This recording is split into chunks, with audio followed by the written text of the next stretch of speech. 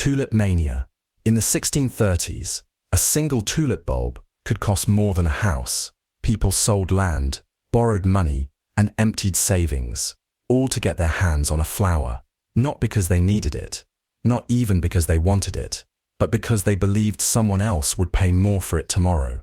This is Tulip Mania, one of the earliest recorded financial bubbles. It happened in the Netherlands, a country known then for trade, innovation, and rising wealth. And for a brief, surreal period, it lost its mind over tulips. Tulips weren't native to Europe. They arrived from the Ottoman Empire in the 1500s. At first, they were just strange and beautiful flowers, vivid, symmetrical, and unlike anything people had seen. But then came the rare ones, bulbs that bloomed in unpredictable streaks, as if painted by hand. Today, we know it was caused by a virus. Back then, it was considered a gift from nature, or even God. These broken tulips became status symbols. The more unpredictable the pattern, the more valuable the bulb. At first, it was only the wealthy, nobles, scholars, and merchants who grew them, but the market didn't stay elite for long. The flower was too tempting. Its rarity, its mystery, it created a psychological illusion that value came not from usefulness, but from uniqueness. That's the first trick, scarcity bias. When something is rare, we assume it must be valuable, even if it does nothing. Tulips were delicate, hard to grow, and bloomed just once a year. That was enough to turn them into financial gold. As prices rose, word spread, tulips began to appear in estate ledgers, recorded like jewelry or property. People no longer saw them as plants. They were assets, and that's when speculation began.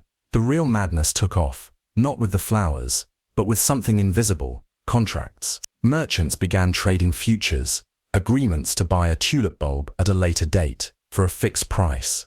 You didn't need to own the bulb. You didn't even need to see it. As long as you had the paper, you could sell it. People started flipping these contracts within days, sometimes hours. A contract bought in the morning could be sold at a profit by nightfall. It was fast, frictionless, and addictive. Stories spread of average people becoming rich overnight. A cobbler who sold his shop and bought bulbs. A maid who flipped a single contract and tripled her savings. A sailor who traded a rare bulb for a cask of wine, only to discover it was worth a year's wages. And here's where herd behavior took over. No one wanted to be left behind. Friends, neighbors, churchgoers, everyone was talking tulips. If you weren't in, you were missing out. It didn't matter if you understood the market. It didn't matter if you even liked flowers. What mattered was that prices kept going up and other people were getting rich. People didn't want tulips. They wanted what tulips represented: escape, power, wealth, status. That's how FOMO, fear of missing out, infects a population. You stop asking, is this real? And start asking, what if it is, and I miss it? Even skeptics joined in. If smart people, scholars, bankers, not because they believed in tulips, but because they believed they could get out in time. It felt rational. The charts made sense. Everyone had their theory. Some said the rarest bulbs would only get rarer. Others said the supply was limited. Others just said, look at the price. It keeps going up. But that's the trick with speculative bubbles. Value becomes unmoored from reality. It's no longer about the thing. It's about the belief that someone else will believe more. At the peak, a single bulb of a rare variety called Semper Augustus was said to be worth more than a luxury canal-side home in Amsterdam. That wasn't typical, but it was enough to fuel the fantasy. Markets for bulbs were held in pubs, coffee houses, and private homes. Contracts changed hands dozens of times in a single day, and then, just like that, it stopped. In February 1637, at a routine auction in the town of Haarlem, something strange happened. No one bid. A few buyers were late. Some hesitated. Others stayed quiet. Within minutes, the entire room went cold. Panic didn't explode. It spread slowly, like a crack in glass. Other towns heard the news. People cancelled their bids. Buyers backed out. Sellers tried to collect on contracts, and realized no one would pay. It wasn't a crash, it was a spell breaking. Because the market hadn't been built on flowers, it had been built on belief. And once that belief vanished, there was nothing underneath. People who had sold homes, taken out loans, risked their future, were left with paper promises no one honored. Some tried to sue, others begged the Dutch government to intervene. Authorities proposed a partial refund for contracts, 10% of the original value. Even that was too generous for some, but the damage had been done. Historians still debate how widespread the crash was. Some say it mostly affected a small group of traders. Others argue it was deeper, that the crash sent shockwaves through trust in speculative markets. What's not debated is the psychology, the illusion of value, the cascade of belief, the denial of risk, and the terrifying truth that very smart people can do very stupid things when everyone else is doing them too. Tulip Mania wasn't about flowers, it was about people. People who wanted a shortcut, who trusted the crowd more than their gut, who thought this time was different. But it never is. Centuries later, we still see the same patterns. In stocks, in real estate, in crypto, the objects change, the psychology doesn't. We dress it in new clothes. We build apps, graphs, and technical analysis. But in the end, it's still the same voice whispering in the back of the mind. If you don't buy now, you'll regret it forever. And we forget what the Dutch learned in 1637. Even the most beautiful flower is still just a flower. Poyais. In 1820s London, a decorated war hero returned from South America with an unbelievable story. He claimed he was the ruler of a new nation, a land of opportunity, a tropical paradise called Poyais. He wore a uniform, spoke like a statesman, carried official-looking documents, and said he had been crowned cacique, prince, of this new country, gifted to him by grateful natives after helping them win their independence. His name was Gregor MacGregor, and he was about to orchestrate one of the most devastating cons in 19th century history. At first, his pitch was simple. Poyais was a fertile land on the coast of Central America, rich in gold, clean water, rolling hills, British-style laws, friendly people, a modern capital city with opera houses, paved streets, and working government institutions. He even said there was a national bank. The problem? None of it existed. But the story spread. MacGregor gave lectures, printed maps, released a 350-page guidebook that described everything from currency and climate to the exact number of churches. He published a constitution, designed a flag, appointed ministers. It looked real. It sounded real. And people were desperate to believe, because Britain at the time was changing. The Napoleonic Wars had ended. Soldiers were jobless. The economy was fragile, and a growing middle class was searching for somewhere new to invest, or somewhere to escape. MacGregor offered both. He sold land grants, thousands of acres at affordable prices. He offered bonds, backed by the fictional government, and he arranged ships to take settlers to Poyais. In 1822, the first ship left port carrying families, doctors, tradesmen, even a band and musical instruments. They brought official documents, printed titles, and a dream. What they found? No opera house, no government, no buildings at all, just dense forest and swampland along the Mosquito Coast, an uninhabitable stretch of what is now Honduras. Confused, they waited. Disease set in, food ran out, and by the time rescue ships arrived months later, many were already dead. But the scam didn't stop. MacGregor blamed others, claimed political sabotage, said the settlers had landed in the wrong place. Then he fled to France and began selling Poyais bonds there too. He was eventually arrested, but he spoke so well, defended himself so smoothly, that he avoided real punishment. Time and time again, he died decades later in Venezuela, still respected by some, still insisting Poyais was real. How did he get away with it? Because he understood psychology. He knew people don't buy facts, they buy belief, they buy certainty in uncertain times. He framed Poyais as a version of Britain, structured, modern, familiar, a safe risk, and he layered on scarcity. Land was limited, prices were rising. This was a once-in-a-lifetime chance. That created urgency. Urgency shut down skepticism, and once people paid, they kept defending it. That's the sunk cost fallacy. The more you invest in a lie, the harder it becomes to walk away. Even as stories emerged about deaths, sickness, and the truth, some refused to believe it. Because if it wasn't real, what did that say about them? McGregor never pointed a gun. He didn't forge documents. He simply used confidence, timing, and the human desire to believe in something better. He created a country with words and nearly took it global. Sometimes, the most dangerous scams aren't the ones we can't see. They're the ones we desperately want to believe. Ponzi Scheme. In 1920, a man named Charles Ponzi promised to double people's money in 90 days. No one asked how. That wasn't the point. He dressed the part, spoke with confidence, and never looked nervous. He said he had discovered a legal loophole in the international postal system, a trick using something called international reply coupons to generate massive profits from currency differences. It sounded just complicated enough to be believable, and just simple enough to give people hope. The truth, there was no real investment. Ponzi wasn't making money. He was recycling it. He was taking money from new investors and paying it to earlier ones.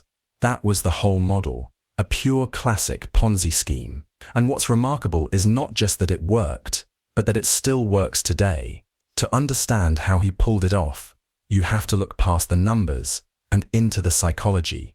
Ponzi didn't just offer a return, he offered a story, and it's a story that appeals to something deep in almost everyone, the belief that we've finally found a shortcut, and that we're smart enough to act on it before the rest of the world catches on. When Ponzi started, he wasn't famous. He was just another immigrant in Boston, trying to find his way. His scheme began with friends and acquaintances, people who knew him just well enough to think he might be onto something. He promised a 50% return in 45 days, or double your money in 90. It wasn't subtle, and it didn't need to be. Early investors were paid on time. That's the key. Those who got in first received their promised returns, funded entirely by the cash of newer investors. And they told their friends. They reinvested. Word spread fast. By the summer of 1920, Ponzi was taking in millions of dollars per week. He bought a mansion. He hired staff. He opened branch offices. He posed for photos in expensive suits, with gold-handled canes, and a confident smile. The performance was essential. So why did people trust him? The answer lies in several well-known psychological biases. The first is confirmation bias. The people wanted it to be true, so they looked for reasons to believe and ignored red flags. If their neighbor got paid, and they got paid, then the story must be legitimate. Any doubts were quickly drowned out by the excitement of seeing money grow. No one wanted to be the skeptic who missed the opportunity. The second is authority bias. Ponzi dressed like wealth. He rented offices in prestigious locations. He talked like a man who knew what he was doing. The trappings of success created an illusion of credibility. People assumed that someone who looked that successful must be legitimate. Otherwise, how could he be operating so openly? Then there's social proof. When crowds lined up outside Ponzi's office, that visual became its own endorsement. Look at all these people. The thinking went. They can't all be wrong. In fact, the more people joined, the more believable it became. Even though that growing crowd was exactly what made it unsustainable. Researchers today still study the mechanics of Ponzi's scheme. Behavioral economists point to the scarcity principle. When an opportunity seems limited, people feel pressure to act quickly. Ponzi carefully cultivated this feeling. Act now, he told investors. This won't last forever. The urgency shut down critical thinking. It replaced analysis with emotion. From a financial standpoint, the scheme was doomed from the start. There were never enough real assets to support the promised returns. But Ponzi wasn't selling an investment. He was selling belief, and he was very good at it. The entire system rested on one factor: continued growth. As long as new money flowed in, earlier investors could be paid. But the moment that flow slowed, even slightly, the structure collapsed. And that's exactly what happened. A few skeptical reporters began digging into Ponzi's business. One newspaper questioned whether his math added up. Another revealed that he had previously served time in Canada for fraud. Within days, panic began to spread. Investors demanded their money back. The crowd that once cheered for him now turned on him. His offices were raided. His books revealed nothing but chaos. At its peak, Ponzi owed investors over $20 million, roughly $300 million in today's terms. He had no way to pay it back. In the end, he was arrested, tried, and sentenced to prison. He served several years, was later deported, and died in poverty in Brazil, nearly forgotten. And yet, his legacy lives on. Ponzi schemes didn't end with Charles Ponzi. In fact, the term Ponzi scheme wasn't even coined until after his fall. What he pioneered was a structure that's been repeated by corporations, and even governments. Modern examples follow the same playbook. Bernie Madoff's $65 billion fraud was a classic Ponzi. Early investors were paid with the money from newer ones. As long as no one asked too many questions, and most didn't, the illusion continued. Crypto projects, fake investment platforms, and high-yield trading bots often use the exact same structure: a flashy front, high returns, early payouts, and a sudden collapse. Psychologists studying these scams often highlight the role of cognitive dissonance, the discomfort we feel when reality conflicts with our beliefs. When warning signs appear, victims often double down rather than admit they were fooled. That's why some Ponzi schemes last far longer than they should. Belief is sticky. So, what made Charles Ponzi dangerous wasn't just the money he stole, it was the blueprint he left behind. A template that continues to work, not because it's sophisticated, but because it appeals to the most basic human instincts: trust, greed, and the hope for a better life. He didn't need to force anyone. He simply made people believe that he had found something they'd always dreamed of, and they wanted it to be true so badly, they stopped asking whether it could be. Ponzi's original scheme lasted just over a year. The psychology behind it has lasted more than a century. NXIVM. It started with a seminar. Just a few days, nothing intense. A course in leadership, growth, purpose. The kind of thing you'd find in any upscale hotel conference room: matching chairs, smooth lighting, smiling faces. The speaker was soft-spoken, analytical, calm. He said he wasn't a guru, just a man who had figured some things out. His name was Keith Raniere, and over the next 2 decades, he would build something much darker than a self-help program. He would build NXIVM. On paper, NXIVM was a personal development company. It offered workshops with names like Executive Success Programs and Rational Inquiry. Participants paid thousands to unlock their full potential. They were told they'd learn how to overcome fear, break self-sabotaging patterns, and access their true power. And in the beginning, many did feel empowered. The sessions were intense, emotional, filled with eye contact and confession. People cried, they bonded, they felt seen. That's the first hook. Emotional vulnerability creates connection. And when you share your pain in a group, especially when guided by someone who claims to understand you, the experience becomes sticky. It feels transformative, personal, but beneath the surface, something else was happening. Raniere wasn't just teaching self-help, he was reshaping belief. He told his followers that pain was proof of growth, that doubt was weakness, that discomfort meant you were getting closer to the truth. That's how he framed control as liberation. He built a system where questioning him meant you weren't ready, where obedience looked like empowerment, and where critical thinking was disguised as resistance to change. It's a classic case of groupthink, where loyalty to the group overrides your own judgment. Once inside, people stopped trusting their instincts. They started deferring to the group, and especially to Raniere. He created rituals, language, belief systems. Members wore colored sashes to signal their rank. They used acronyms and slogans that made them feel elite. They were told they were the rational few, awake in a world of sleeping minds. This is called loaded language, a common feature in cults. When you give new names to common things, you disconnect people from outside perspectives. You build an internal world that feels more real than reality. But it didn't stop there. Raniere created a secret subgroup within NXIVM. He called it Dero. It was pitched as a women's mentorship circle, a way to help female leaders grow stronger.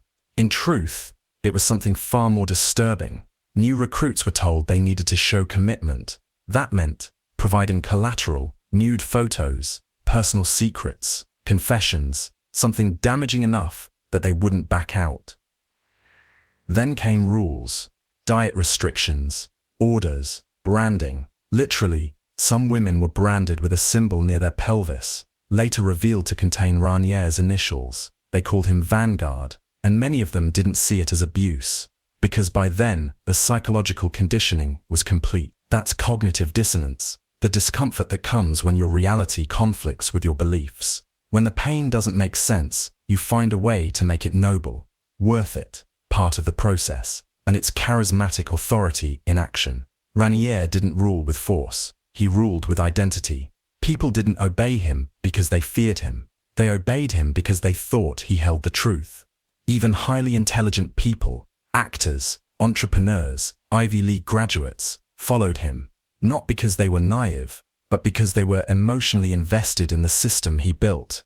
Leaving would mean starting over, admitting they had been fooled. And that's one of the hardest things to do. So the system stayed alive, until a few members, brave ones, went public. They shared their stories with journalists, leaked internal emails, exposed the branding, the control, the abuse, and finally, the illusion collapsed. In 2018, Keith Raniere was arrested in Mexico. In 2020, he was convicted on charges including racketeering, sex trafficking, and forced labor. He was sentenced to 12 and 20 years in prison. But NXIVM still has defenders. Some former members still believe the media got it wrong, that the truth was misunderstood. That's the final layer of control, because when a scam becomes part of your identity, it doesn't feel like a scam, it feels like your truth is under attack. Keith Raniere didn't promise wealth, he promised meaning. He didn't offer returns, he offered belonging, and that's why it worked. He didn't just trick the mind, he took the soul. Holy fraud. In the 1500s, long before emails and investment portfolios, one man figured out how to sell a shortcut to heaven. He wasn't loud, he wasn't violent, he didn't steal from people in the night.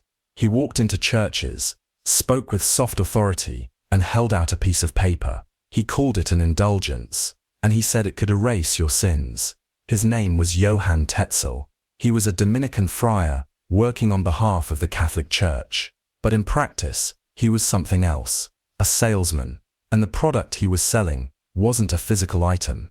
It was psychological relief. The pitch was simple: donate money to the church, and in return, receive spiritual forgiveness, not just for yourself, but for your dead relatives too. People didn't ask too many questions, because Tetzel wore the robes, quoted scripture, preached with passion. He looked like a man of God. He sounded like a man of God. And most importantly, he said what people wanted to hear, that their guilt could be wiped away, for a price. This wasn't the first time indulgences were used, but Tetzel was the one who turned them into a business model. He traveled from town to town with a full setup, a sermon, a donation table, and pre-written indulgence certificates stamped with holy seals, and people lined up. Not because they were fools, but because they were desperate. This was a time when the church had immense power.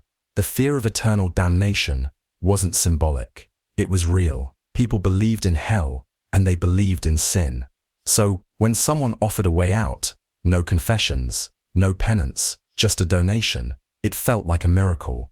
That's the first psychological trick, authority bias. Tetzel wasn't selling indulgences as a random man in the street. He was backed by the church, by symbols, by robes and rituals. People didn't question him because he didn't look like someone to question. And when you grow up in a world where priests speak for God, doubt feels dangerous. Then there's fear-based compliance. When someone is scared, really scared, they'll do whatever it takes to feel safe, even if it means handing over their last coins. Tetzel exploited this fear expertly. He didn't just preach forgiveness, he painted vivid images of what would happen without it. There's a famous quote often attributed to him: "As soon as a coin in the coffer rings, a soul from purgatory springs." It rhymed, it echoed, it stuck in people's minds. That's another trick: psychological anchoring.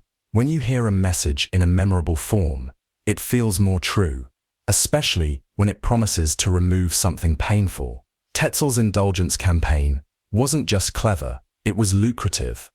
The money he raised helped fund the construction of St. Peter's Basilica in Rome, one of the most iconic churches in the world. But not everyone stayed silent. In 1517, a German monk named Martin Luther saw what was happening, and he was furious. To him, Tetzel wasn't offering grace, he was selling it. Luther wrote 95 theses, nailed them to a church door, and publicly challenged the practice. He called indulgences a spiritual scam, a manipulation of fear for financial gain. And he was right, because the psychology behind it hasn't changed. People weren't buying pieces of paper, they were buying peace of mind. They were buying hope, forgiveness, a second chance, wrapped in ink and stamped with heaven's approval. In modern terms, we'd call it emotional leverage. Tetzel knew how to find the pressure point, guilt, and press it until people paid to make it stop. Even centuries later, versions of this scam still appear. We see it in fake healers, in televangelists selling miracle water, in spiritual influencers promising abundance for a fee. The product changes. The message doesn't. It always starts with a fear and ends with a price. What made Johann Tetzel's scheme so effective wasn't just the religious system behind him, it was the psychology in front of him, the way he positioned himself as both the cause of fear and the source of relief. It's a loop, and once someone steps into it, afraid, hopeful, uncertain, it becomes hard to walk away. Tetzel didn't hold a sword, he didn't need to, he held a scroll, and for a moment in history, that scroll was more powerful than any weapon, because people don't just pay to live better, they pay to sleep better, and when guilt keeps you up at night, someone like Tetzel sounds like salvation. Madoff. For decades, he was a Wall Street legend. Bernard Madoff, founder of Bernard L. Madoff Investment Securities, former chairman of NASDAQ, a man who seemed to sit above the chaos, calm, conservative, consistent. He didn't chase trends. He didn't need to. His strategy, he said, was simple: low risk, steady returns, year after year, and people believed him.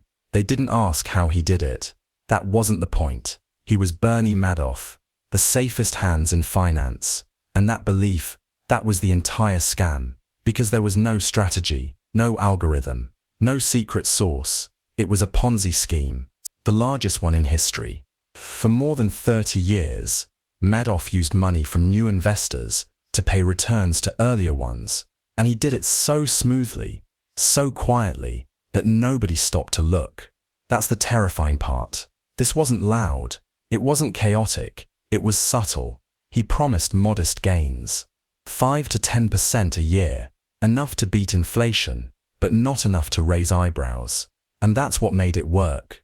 Because big lies get noticed, safe lies get trusted. Madoff's operation had all the signs of credibility: a sleek office, well-dressed staff, clear statements, a paper trail that looked just complicated enough to discourage questions. Even big institutions bought in: universities, charities, pension funds, hedge funds. He didn't need to advertise. People begged to get in. That's scarcity bias. When access feels limited, it feels valuable. Madoff turned his fund into a gated community. Invite only. If you asked too many questions, you weren't welcome. And somehow, that made people want it even more. He used social proof too. If someone saw that their friend, their banker, or their synagogue had invested, they felt safer joining in. No one wanted to be left behind. And once they were in, they didn't leave. Because their monthly statements kept showing profit. The numbers never dipped. not even during crashes. And that's where confirmation bias kicked in.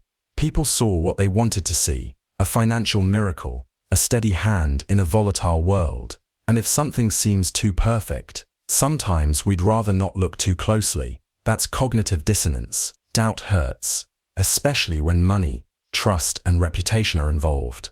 So we smooth it over. We defend what we want to believe.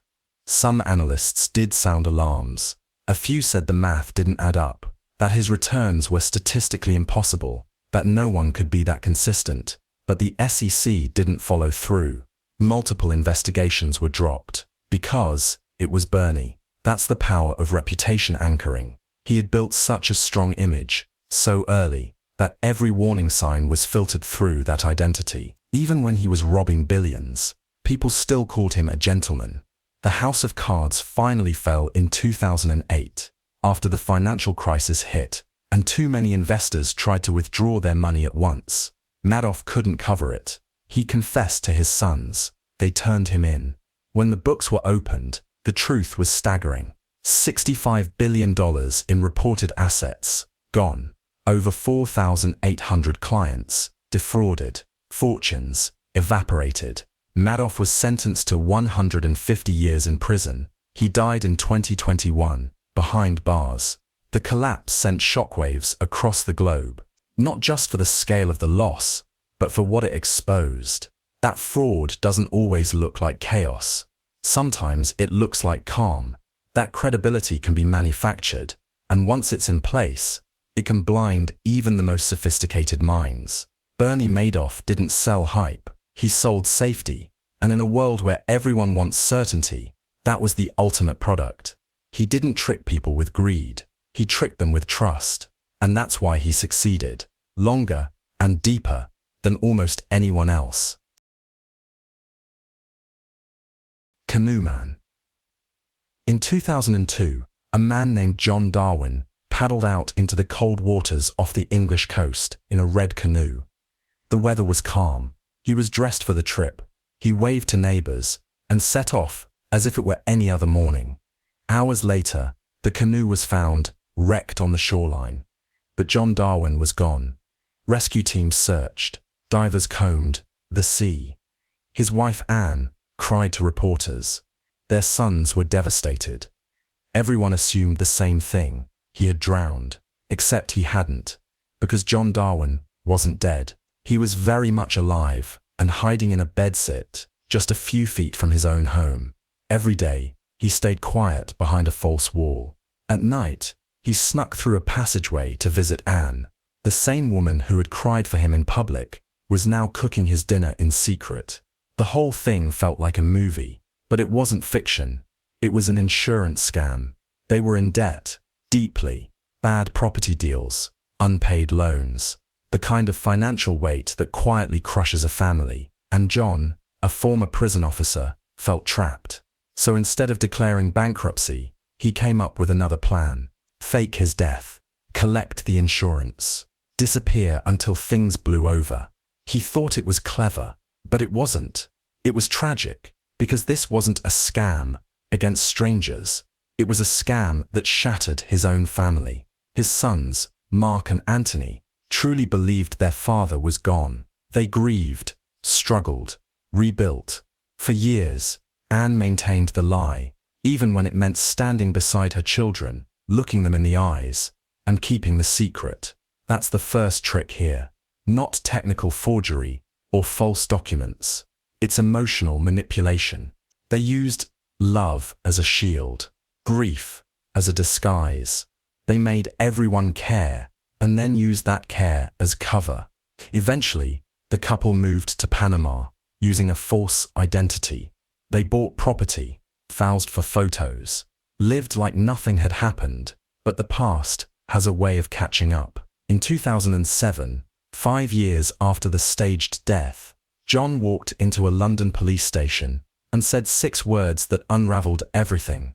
"I think I'm a missing person." He claimed to have amnesia. He said he didn't know where he'd been. But investigators weren't convinced. And then a photograph surfaced. John and Anne, smiling in Panama, taken before his reappearance. The lie collapsed in a single image. They were arrested, tried, convicted. John was sentenced to 6 years in prison. Anne got slightly more. Both served about half. But the emotional damage went far deeper. Their sons cut ties. They said the betrayal felt worse than the crime, because it wasn't about money. It was about trust, about watching the people you love lie to your face for years. That's narrative control. John and Anne didn't just fake a death. They built an entire story, and once it began, they couldn't stop. Every day required more lies, more performance, more pretending. And that's the trap of deception. The lie grows. It demands more time, more energy, more silence, until it becomes your life. Why did they do it? That's the haunting part. Not for millions, not for yacht, but for a few £100,000, and the hope of starting over. They weren't masterminds. They were scared, drowning in debt, and convinced they had no other way out. And that's what makes this story different.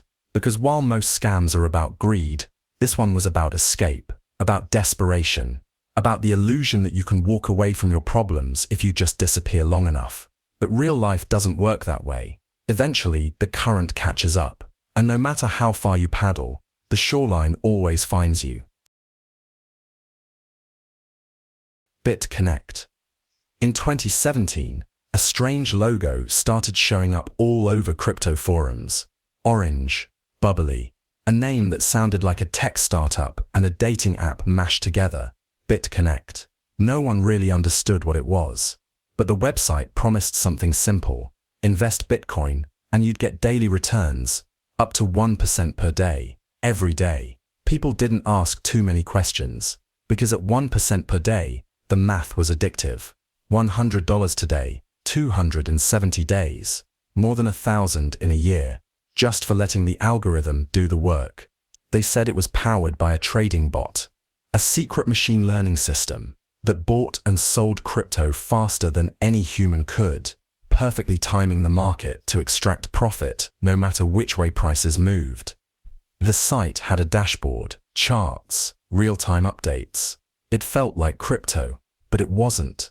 There was no bot, no algorithm, just an old trick in a shiny new wrapper. Because behind the scenes, BitConnect was doing what so many scams do, using money from new investors to pay the old ones. It was a pyramid, a Ponzi, but dressed in blockchain buzzwords. And it worked. Because it hit every psychological vulnerability at once. First, FOMO, the fear of missing out. Bitcoin was exploding. News anchors were talking about it. Overnight millionaires were posting screenshots on Twitter. People were afraid they'd already missed the wave. BitConnect promised a second chance. Second, social proof. The project didn't just run ads. It had evangelists, users who posted glowing YouTube videos about how much they were earning. Referral links exploded. The more you recruited, the more you earned. People weren't just buying into a product. They were becoming the marketing. And then came the conferences, packed rooms, music, screaming fans, and a man named Carlos Matos, who bounded onto the stage with a catchphrase no one would forget. Bitcoin, we, elite. He danced, shouted, told the world how rich he'd become. The clip went viral, and suddenly, BitConnect wasn't just a website, it was a movement. But that's where the danger began. Because once people saw how big it looked, they assumed it must be legit. That's the illusion of scale. If something looks massive, it feels real, feels safe. Even if the foundation is paper thin. Investors poured in millions, from the US, Europe, Asia. Some used savings, others mortgaged homes. Many didn't know how crypto worked, but they knew one thing: the number in their BitConnect account kept going up, until it didn't. In January 2018, everything fell apart. The US government issued cease and desist letters. Regulators called it a Ponzi scheme. BitConnect shut down its exchange overnight. And just like that, the value of BitConnect tokens dropped by over 90%. People watched their life savings vanish in hours. Some had been warned, others had suspicions. But they stayed in because it had worked until now. That's the sunk cost fallacy. The deeper you're in, the harder it is to pull out. You tell yourself you've come this far, that one more day might fix everything. But Ponzi schemes don't crash slowly. They collapse all at once. When new money stops flowing in, the illusion breaks. The founders disappeared. Lawsuits began. Carlos Matos, the face of the hype, said he was shocked, that he had no idea it was fake. The memes stayed. The money didn't. In the end, BitConnect didn't have a blockchain miracle. It didn't have a secret bot. What it had was belief. People wanted to believe that someone had finally cracked the code, that tech could deliver endless returns, that this was the next Bitcoin. And belief, when combined with greed and groupthink, is more powerful than logic. BitConnect didn't scam people with sophistication. It scammed them with confidence, community, and a smile, and that's why it worked. It didn't look like a canoe. It looked like a party. Sympathy Scam. She looked radiant, glowing skin, soft voice, calm energy. She posted about smoothies, meditation, organic recipes, self-love, and natural healing. She said she was dying, that at age 20, she had been diagnosed with terminal brain cancer, that doctors gave her months to live, that she rejected chemotherapy, and cured herself with vegetables and belief. Her followers didn't just admire her, they worshipped her, because Belle Gibson wasn't just surviving, she was thriving, and she promised that if she could do it, so could you. Her blog became a movement. Her Instagram, a sanctuary. She launched an app called The Whole Pantry, filled with recipes and healing advice. Apple pre-installed it on the Apple Watch. It was downloaded in over 100 countries. She signed a book deal, did interviews, raised money for charity, and she was only in her early 20s. She told readers that the cancer had spread to her blood, her spleen, her uterus, her liver. She claimed she was dying again. Each post was soaked in emotion, sorrow, gratitude, hope. But none of it was true. Belle Gibson never had cancer. No diagnosis, no treatment, no tumors. She wasn't surviving the impossible. She was performing it. This is one of the most dangerous forms of deception, emotional impersonation. She didn't fake a resume. She faked a trauma. And she did it so well, so gently, that no one questioned it. Because who would lie about something like that? That's reverse moral anchoring. The assumption that no one would fake weakness or pain for attention. And yet, in the age of social media, pain becomes currency. Victimhood becomes branding. And Belle built a brand. She told people that kale was stronger than chemo. That belief was more powerful than medicine. That doctors were cruel and hospitals were prisons. Her followers didn't just listen, they changed their lives. Some even rejected medical treatment to follow her path. And when she raised money for charities, people gave generously. But the donations never arrived. The charities never received the funds. The promises were as fake as the illness. Eventually, journalists started asking questions. Where were the medical records? Which doctors treated her? Why had no one seen a hospital bill? And then it unraveled. In 2015, an Australian investigation exposed the truth. She had lied about everything. She admitted it, partially, then vanished from the public eye. She wasn't arrested, but in 2017, she was fined $410,000 for misleading and deceptive conduct. She never paid it, and in a way, that was the final betrayal, because the people she hurt the most weren't the ones who bought her app. They were the ones who trusted her with their pain, with their hope, with their belief that someone out there had found a way to survive the thing that terrified them most. Belle Gibson didn't sell a product. She sold a fantasy of control, the idea that sickness could be healed with beauty and belief, that science was optional, that suffering could be curated. She lied with style, with green juice and floral fonts, with perfect lighting and soft music, and the lie worked. Because in a world where everything is performance, she learned how to act the part of a miracle. Stanford. He owned banks, private jets, golf courses, a professional cricket team. He shook hands with presidents, donated to charities, and posed for photos beside world leaders. His offices gleamed. His name was engraved on everything. Stanford Financial Group. He wore tailored suits, spoke with authority, handed out brochures with embossed lettering and perfect charts. Settle. To the outside world, Alan Stanford wasn't a scammer. He was a billionaire. But beneath the surface, behind the mahogany desks and marble floors, was one of the largest frauds in modern history. Stanford was running a Ponzi scheme. At its core was a simple product, high-yield certificates of deposit, or CDs. He sold them through a bank he owned in Antigua, promising consistent returns, 10 to 12%, year after year, no matter what the market did. That's the first red flag, but no one seemed to notice, because the numbers didn't feel suspicious, they felt comforting.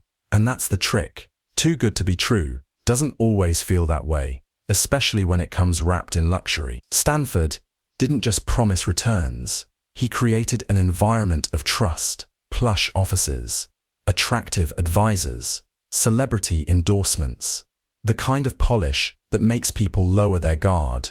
This is the power of the illusion of legitimacy. When something looks like it belongs, in finance, in politics, in the spotlight, we assume it must be real. That's authority bias. But with a corporate twist, the setting becomes the scam. Even the regulators missed it. For years, because Stanford looked like the kind of man who had too much to lose to be dishonest. He wasn't hiding. He was donating to hospitals, sponsoring tournaments, hosting lavish galas. He gave millions to political campaigns. Both sides. That's reputation laundering, using public good to mask private crime. And it worked. For nearly 2 decades, investors poured in money from teachers, doctors, athletes, pension funds, even governments. They received statements, regular updates, invitations to exclusive events. Everything looked organized, professional, but the money wasn't in Antigua. It wasn't in any vault. It was gone. Stanford had used new investors' money to pay returns to earlier ones, a classic Ponzi. He used the rest to fund his lifestyle. Private planes, a $10 million yacht, mansions in Florida, Texas, the Caribbean. The numbers got big fast. By the end, Stanford owed investors over $7 billion. But what made the scam last so long wasn't just deception. It was belief. People wanted the security. They wanted to believe someone had found a way to offer stable returns in an unstable world. And once the trust was built, once the brochures were framed, and the staff wore matching suits, very few people asked hard questions. That's the illusion of safety, and Stanford knew it. He even told his employees not to use email too often, to avoid leaving a trail. He kept the details close, delegated charisma, not control. And when people did ask too many questions, they were pushed aside or bought off. The house of cards finally collapsed in 2009 after the SEC launched an investigation.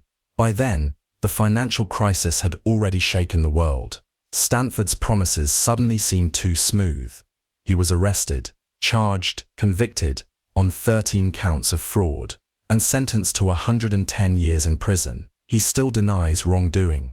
But the damage was done. Thousands of people lost their savings. Some lost retirement. Others lost homes. The Caribbean bank was shut down. Recovery efforts dragged on for years. Much of the money was never found. Stanford wasn't smarter than everyone else. He was just smoother.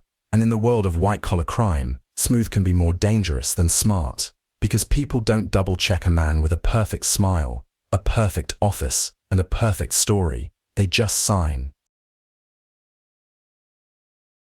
Crypto Queen. In 2016, a woman in a red dress walked onto a stage in London, smiling under spotlights. The room erupted. Applause, cheers, hundreds of people on their feet. She spoke about revolution, not politics, not philosophy, but money. She said the banking system was broken, that crypto would set people free, that her coin, OneCoin, was the future of finance. Her name was Dr. Ruja Ignatova, And she called herself the crypto queen. She had the resume to back it up. And she called herself the crypto queen. She had the resume to back it up. A law degree from Oxford, a PhD in economics, fluent in multiple languages, high heels, designer bags, flawless makeup. She looked the part. And that was the point. People didn't just believe in OneCoin because of the tech. They believed in her poise, her polish, her confidence. She made Bitcoin sound clunky and old school. OneCoin, she promised, was faster, simpler, more powerful, and best of all, you didn't need to understand it to profit from it. That was the first hook, make people feel smart, without making them feel small. She didn't target crypto experts. She targeted everyday people, retirees, immigrants, teachers, parents. She said OneCoin would help them escape poverty, join a global movement, and invest in something bigger than themselves. She spoke with the passion of a preacher, but wore the armor of a CEO. And people believed her. They bought OneCoin packages. Some spent hundreds, others mortgaged their homes. In total, investors poured in over $4 billion from more than 175 countries. But there was no blockchain, no real coin, just an internal spreadsheet, and a very elaborate show. OneCoin wasn't being mined. It wasn't being traded on public exchanges. The numbers people saw rising on their dashboards were just that. Numbers controlled entirely by the company. But by the time doubts crept in, most investors were already too deep to pull out. That's how sunk cost fallacy works. The more you put in, the harder it becomes to admit you've been fooled. So instead, you tell yourself, it just needs more time.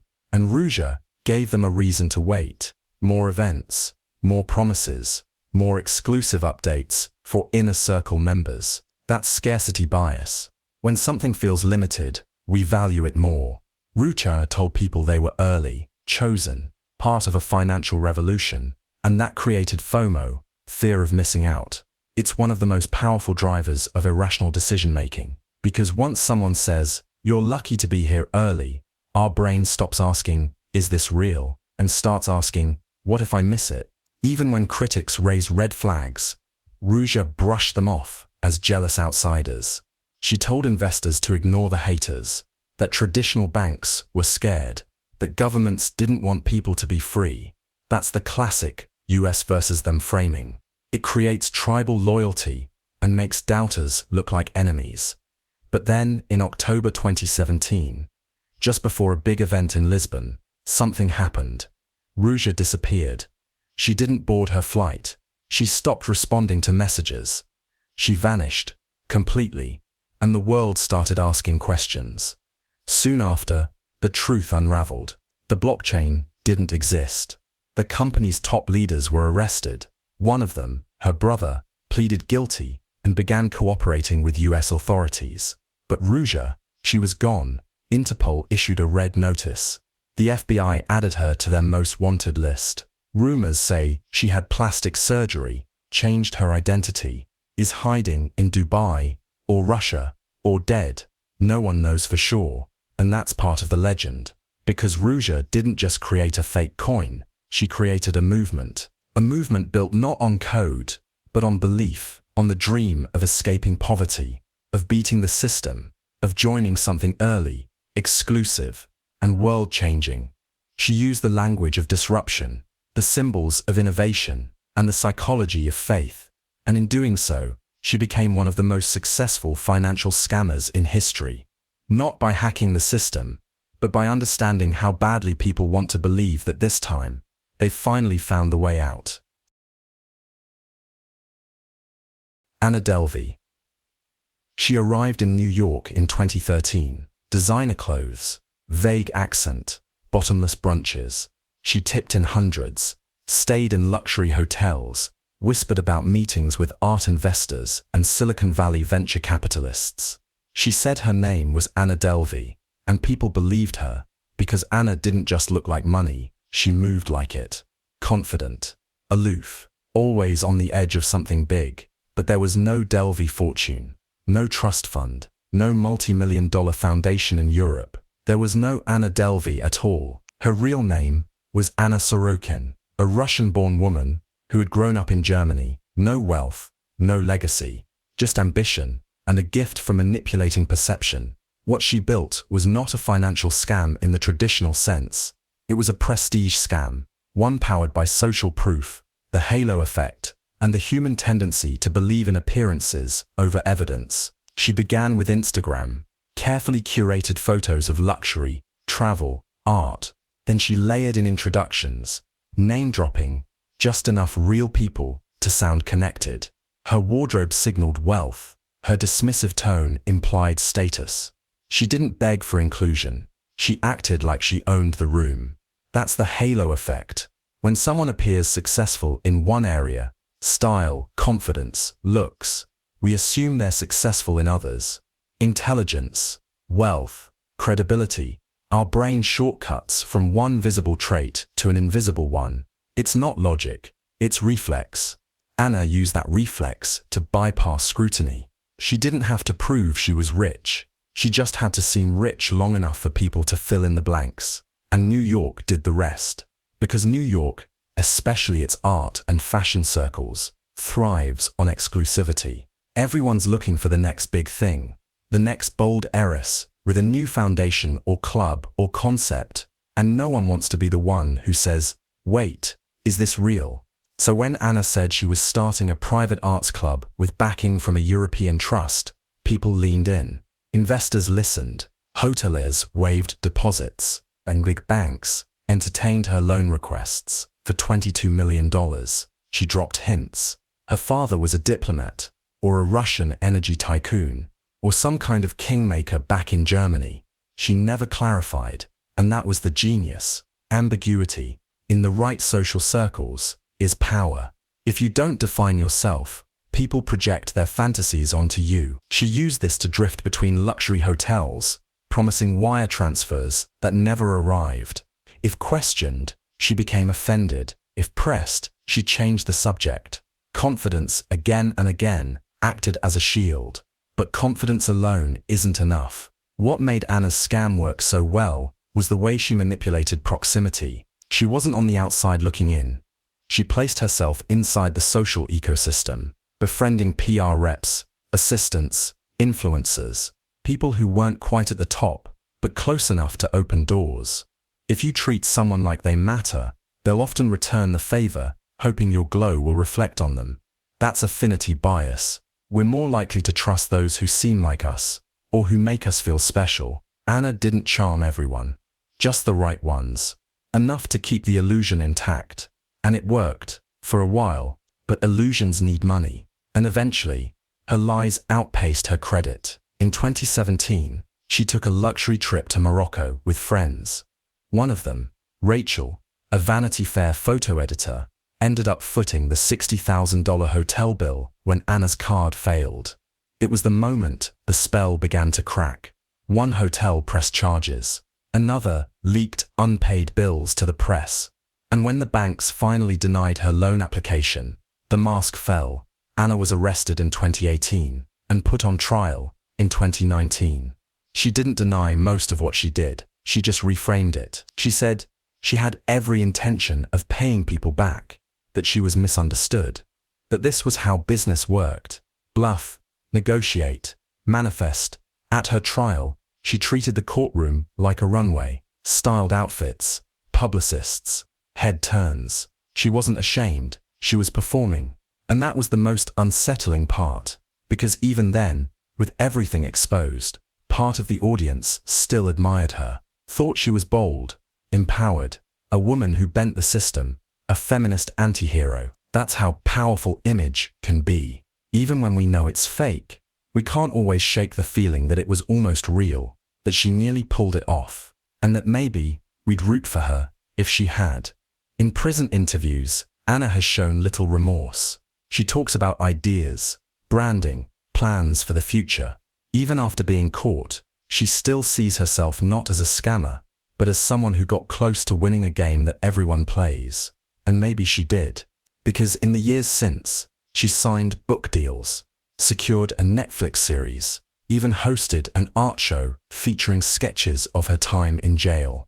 She monetized her infamy, becoming exactly what she always pretended to be. a name people knew. Anna Sorokin created a persona, walked it into the elite rooms of New York, and convinced the world it was real. She didn't use violence, or hacking, or even much forgery. She just used belief. The belief that if someone looks the part, they probably are. It's a reminder that in a world obsessed with image, perception isn't just powerful, it's currency.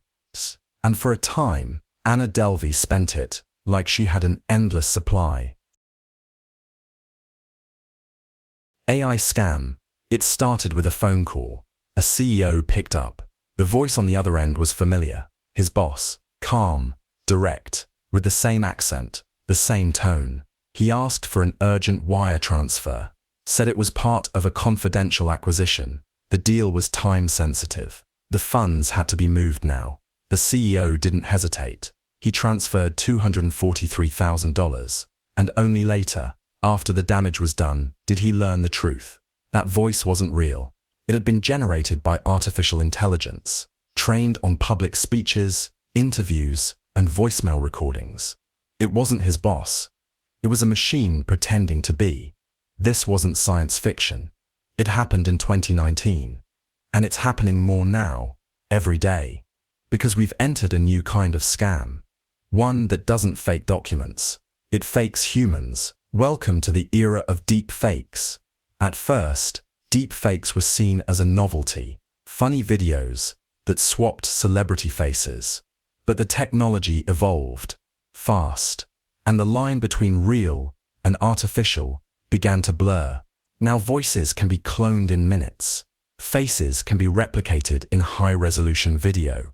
Entire people, built from data, and the psychology hasn't caught up. We're wired to trust what we see, what we hear, especially if it looks and sounds like someone we know. That's sensory trust bias, the automatic belief that what enters our senses must be true. For most of human history, that was a safe assumption. But now it's a vulnerability. Imagine getting a call from your daughter, crying, saying she's been kidnapped, begging you to send money. Her voice, her phrasing, her fear. Only it's not her. It's a voice model, built from her TikTok videos, her Instagram stories, her YouTube channel, and it's being used to scam you. These scams are happening. AI kidnappings, deepfake job interviews, fake court appearances, synthetic CEOs. And they don't need a hacker with years of training. They just need a few minutes of audio, a few public photos, a cheap tool, and a victim who's not ready. That's what makes it dangerous. Because the scam doesn't feel like a lie. It feels like reality. And when that happens, your normal defenses don't activate. This is different from classic fraud. It doesn't rely on building trust. It starts with trust, stolen from someone else's identity. It's not persuasion. It's imitation, and it bypasses the very systems we've always used to protect ourselves. Recognition, familiarity, gut feeling. We've entered a world where your own voice can be weaponized against you, where your face can make promises you never said, where your image can commit crimes you've never even imagined. This is the new face of manipulation. Not flashy, not loud, just convincing. And in a world where faking a bank account took skill, now, faking a person takes almost nothing. Theranos. In 2003, a 19-year-old college dropout stood in front of a professor and made a bold claim. She said she wanted to revolutionize blood testing, not just improve it, replace it entirely. She wanted to take the long tubes, the big needles, and the waiting days for results, and shrink it down to a single drop. Fast, painless, portable. That student was Elizabeth Holmes, and within a few years, she would raise hundreds of millions of dollars, convince boardrooms filled with the most powerful men in America, and build a company valued at $9 billion, all based on a device that never worked. She called it Edison, a small, sleek machine that, according to her, could run hundreds of blood tests from a single drop of blood. No more labs, no more waiting. Just instant answers in your doctor's office, your pharmacy, maybe even your home. She said it would democratize healthcare, save lives, make diagnostics faster, more affordable, and less painful for everyone. The idea was beautiful. The reality was hidden. Behind closed doors, the Edison device was failing. Results were inconsistent. The range of tests it could run was limited. In some cases, the company used traditional machines, the very ones they promised to eliminate, while pretending the results came from Edison. But Elizabeth Holmes didn't slow down. She scaled up. She wore a black turtleneck, spoke in a low, steady voice, quoted Steve Jobs, looked people directly in the eye. She promised a future of healthcare that felt inevitable, and made you feel foolish for questioning it. And that's the first trap, authority bias. When someone looks like a leader, talks like a visionary, and is backed by powerful people, we assume they know what they're doing. Doubting them feels like doubting the system, or worse, doubting progress. She filled her board with former secretaries of state, generals, and senators, not scientists, not doctors, politicians, men with gravitas, not expertise. And the public saw the board, not the lab results. That's credibility theater, when everything around a product is designed to look legitimate, even if the core doesn't hold up. Logos, NDAs, clean white offices, glass walls, confident language. It's a performance.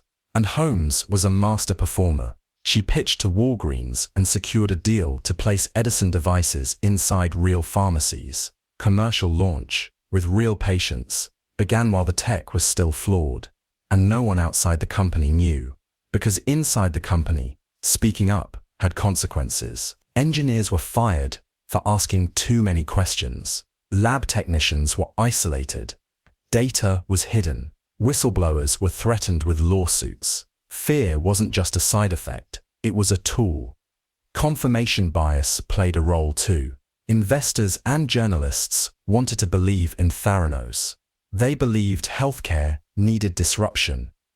They believed in the narrative of a brilliant young woman outsmarting the system. So they looked for signs that confirmed the story and ignored the ones that didn't. Meanwhile, employees began to break. Some quietly left. Some stayed silent. A few decided to speak out. One was Tyler Schultz, grandson of board member George Schultz. He risked everything to tell the truth. In 2015, the Wall Street Journal published an expose. It detailed the lies, the internal warnings, the manipulation, the use of third-party machines instead of Edison, and the illusion began to crumble. Lawsuits followed. Walgreens cut ties. The FDA got involved. The Department of Justice launched a criminal investigation. In 2018, Elizabeth Holmes was indicted, charged with wire fraud and conspiracy to defraud investors and patients. In 2022, she was convicted on multiple counts. But even then, even in court, she maintained the image, the voice, the clothes, the eye contact, the aura of misunderstood genius. Some still believed her, some still do. Because that's the final twist. Some cons don't target the stupid, they target the smart, the ambitious, the visionary, the ones who think they're ahead of the curve. Elizabeth Holmes didn't scam people by hacking into systems or forging data. She made them feel like they were part of something world-changing. And when you believe you're part of something historic, you stop asking questions.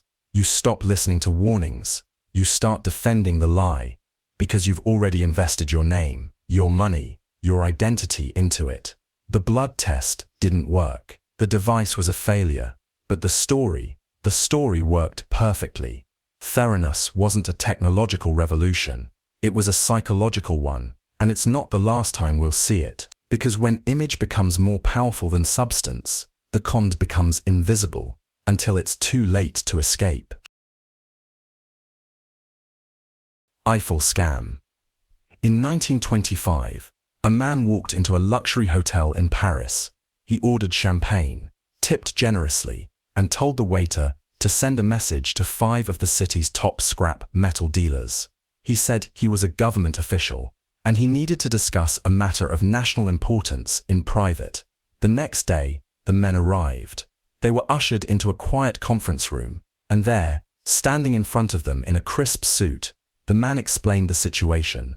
The Eiffel Tower, he said, was falling apart. too expensive to maintain, rusting, outdated, and now the French government had decided to take it down and sell it for scrap. But it had to be done discreetly, to avoid public outrage.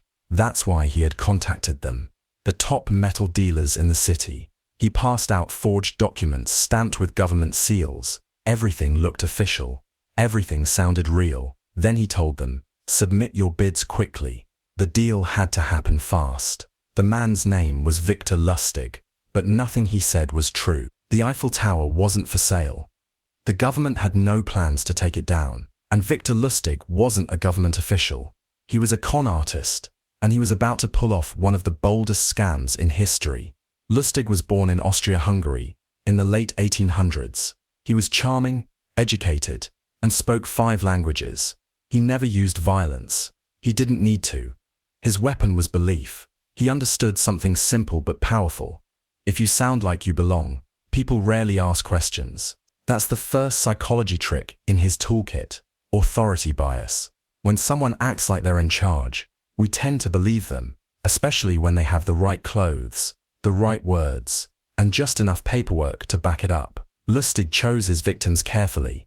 He watched how they reacted, who seemed greedy, who looked nervous, who asked too many questions. Then he picked the one who seemed eager but unsure, a man named André Poisson. Poisson was new to the industry.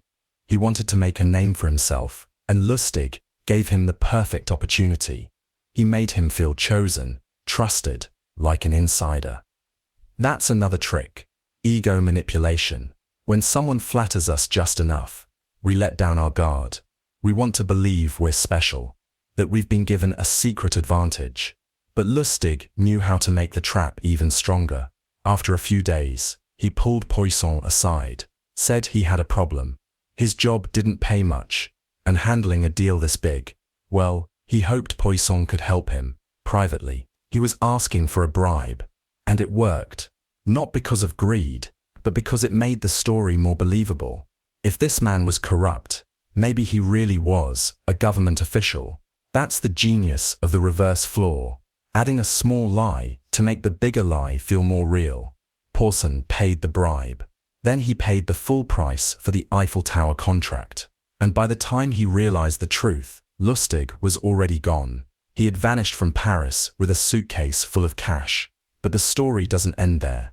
A few weeks later, Lustig came back. He ran the exact same scam, with new victims, new documents, and the same tower. That's how bold he was. He believed people wouldn't talk about being fooled, and most of them didn't.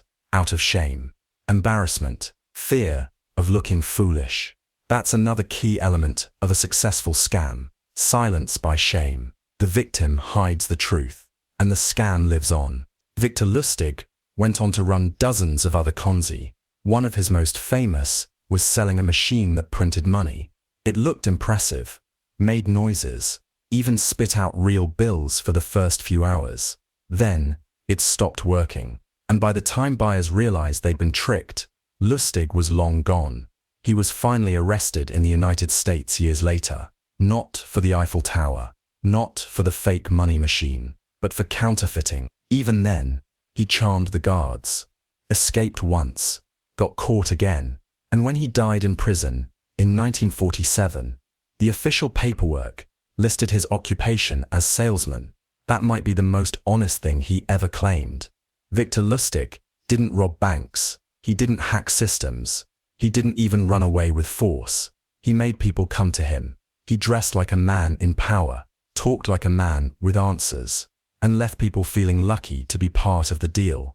He didn't sell the Eiffel Tower, he sold certainty. And when someone offers certainty in a world full of doubt, we'll pay almost anything to believe them.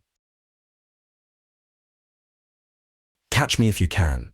In the 1960s, a teenager walked into an airport wearing a pilot's uniform. He was tall, clean-cut, well-spoken. He carried himself like someone who knew where he was going. And when he walked past the counter, no one stopped him. Because why would they? He looked like a pilot. And sometimes, that's all it takes. His name was Frank Abagnale Jr.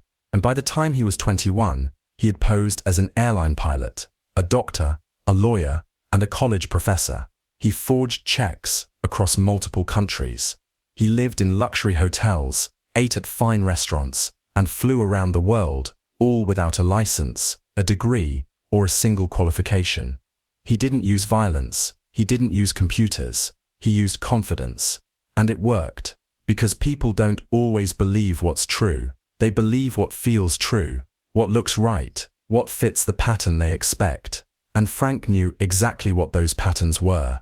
He started small, writing personal checks when he had no money. Then, he realized the checks were more likely to clear if he looked successful. So he bought a pilot's uniform second-hand, printed fake Pan Am ID badges, learned just enough airline jargon to sound convincing. Suddenly, the banks stopped asking questions. The hotels gave him suites, and airport staff let him ride jumpseat in the cockpit, just feet away from the real pilots. That's the first psychological trick, the halo effect. When someone looks competent in one area, we assume they're competent in others. A uniform, a badge, a few technical terms, and the brain fills in the rest. We don't fact-check every detail. We judge the package. And Frank's package was perfect. He didn't over-explain. He didn't try too hard. He let people do the work for him, assuming he was legit, because of course he was. That's authority bias in action. We're trained to trust uniforms, to obey symbols of status. Frank even figured out that most hotels wouldn't demand a credit card if he arrived in a pilot's outfit and signed the check with a smile. Why would they? These were trusted professionals.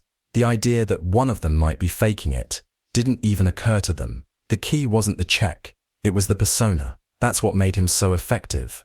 The scams didn't rely on perfect forgeries. Some of his checks were sloppy. Some of his documents were full of typos, but no one looked too closely, because they weren't suspicious to begin with. He got ahead of people's doubt by acting like someone who deserved trust.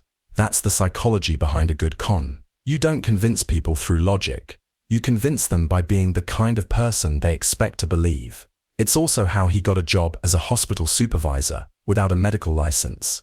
He didn't actually perform surgery, but he was in charge, and no one questioned it, because he sounded like he belonged. He became a teaching assistant at a university, a lawyer at the state attorney general's office. Each time, he faked a few papers, used a new name, and walked into the role like he'd done it 100 times. Eventually, the law caught up with him. After years of running, he was arrested in France, then extradited to the US, where he was convicted of fraud. He served prison time, but even there, his story wasn't over, because the FBI offered him a deal.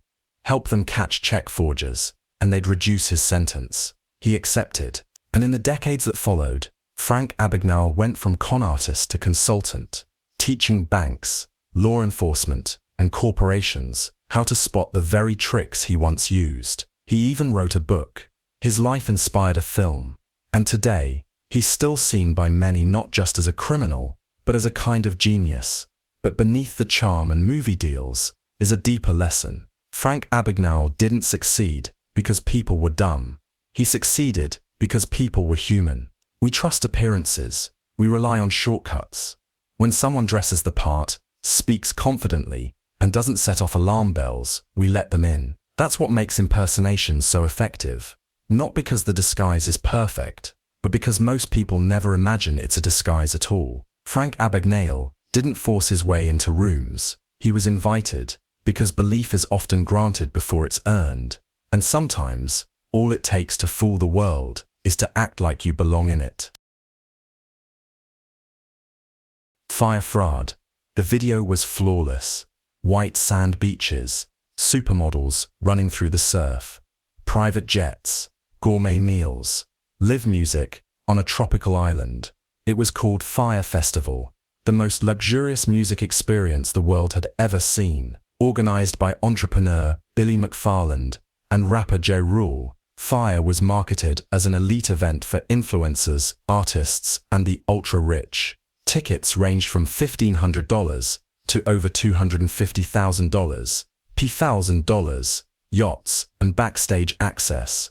And the marketing, a masterstroke. They hired the world's top influencers, Kendall Jenner, Bella Hadid, Emily Ratajkowski, to post a simple orange tile on Instagram. No explanation. Just mystery. It worked. Thousands rushed to book. They didn't ask questions. They didn't read the fine print.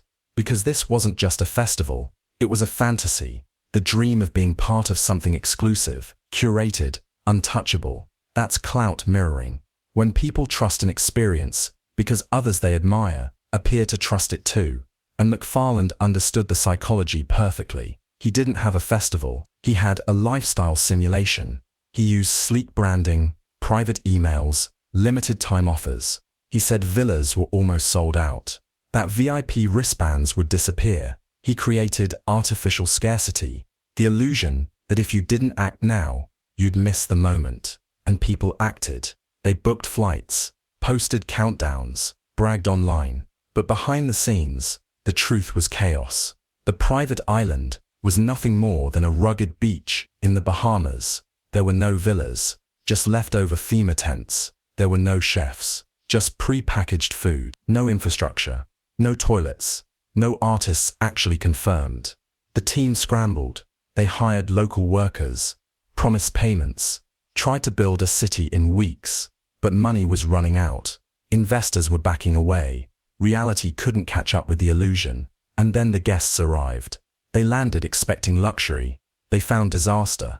No beds, no schedule, no running water, just panic. Photos of cheese sandwiches and soaked mattresses flooded social media.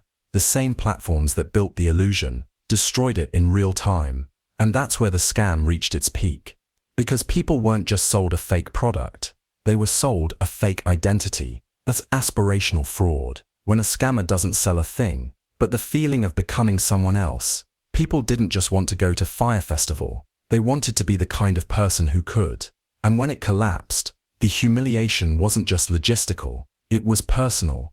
McFarland was arrested in 2017. He pleaded guilty to wire fraud. He had defrauded investors of over $26 million. He was sentenced to 6 years in prison. Even in prison, he kept scheming, launching a new company from behind bars. Because for him, the lie wasn't a one-time event. It was a brand. Fyre Festival wasn't a scam with a product. It was a scam with a vibe. It proved that with enough filters, music, influencers, and mystery, you can sell nothing at all, as long as people believe they're buying status. And in that sense, Fyre wasn't an accident. It was inevitable. Tinder Swindler. It started, like any modern romance. A swipe, a match, a charming message. Then, dinner at a 5-star hotel, champagne, and stories about private jets and international business. He said his name was Simon Leviev. He said he was the son of a diamond billionaire, that he traveled constantly for work, that he was looking for someone real, someone who understood the pressures of his world. To the women he met, he was warm, sweet, attentive. He made them feel special. He texted constantly, sent videos, called them my love. He sent flowers, flew them out to see him, and he always paid. At first, that was the key. In the beginning, everything seemed perfect. He picked up the bill, showed off his security detail, took photos on planes. Everything about him screamed wealth. And that's what made the next part work. Because once someone has proven themselves, once they've shown they're trustworthy, we stop looking for red flags. That's the commitment bias. The more we invest in someone, emotionally or financially, the harder it becomes to question them. We want the story to stay true, so we ignore the cracks. One night, Simon sent a panicked message. He said his enemies were after him, that there had been a security breach. His bodyguard had been attacked. He showed a photo of the man in an ambulance, said he couldn't use his own credit cards anymore because they might be tracked. He needed help.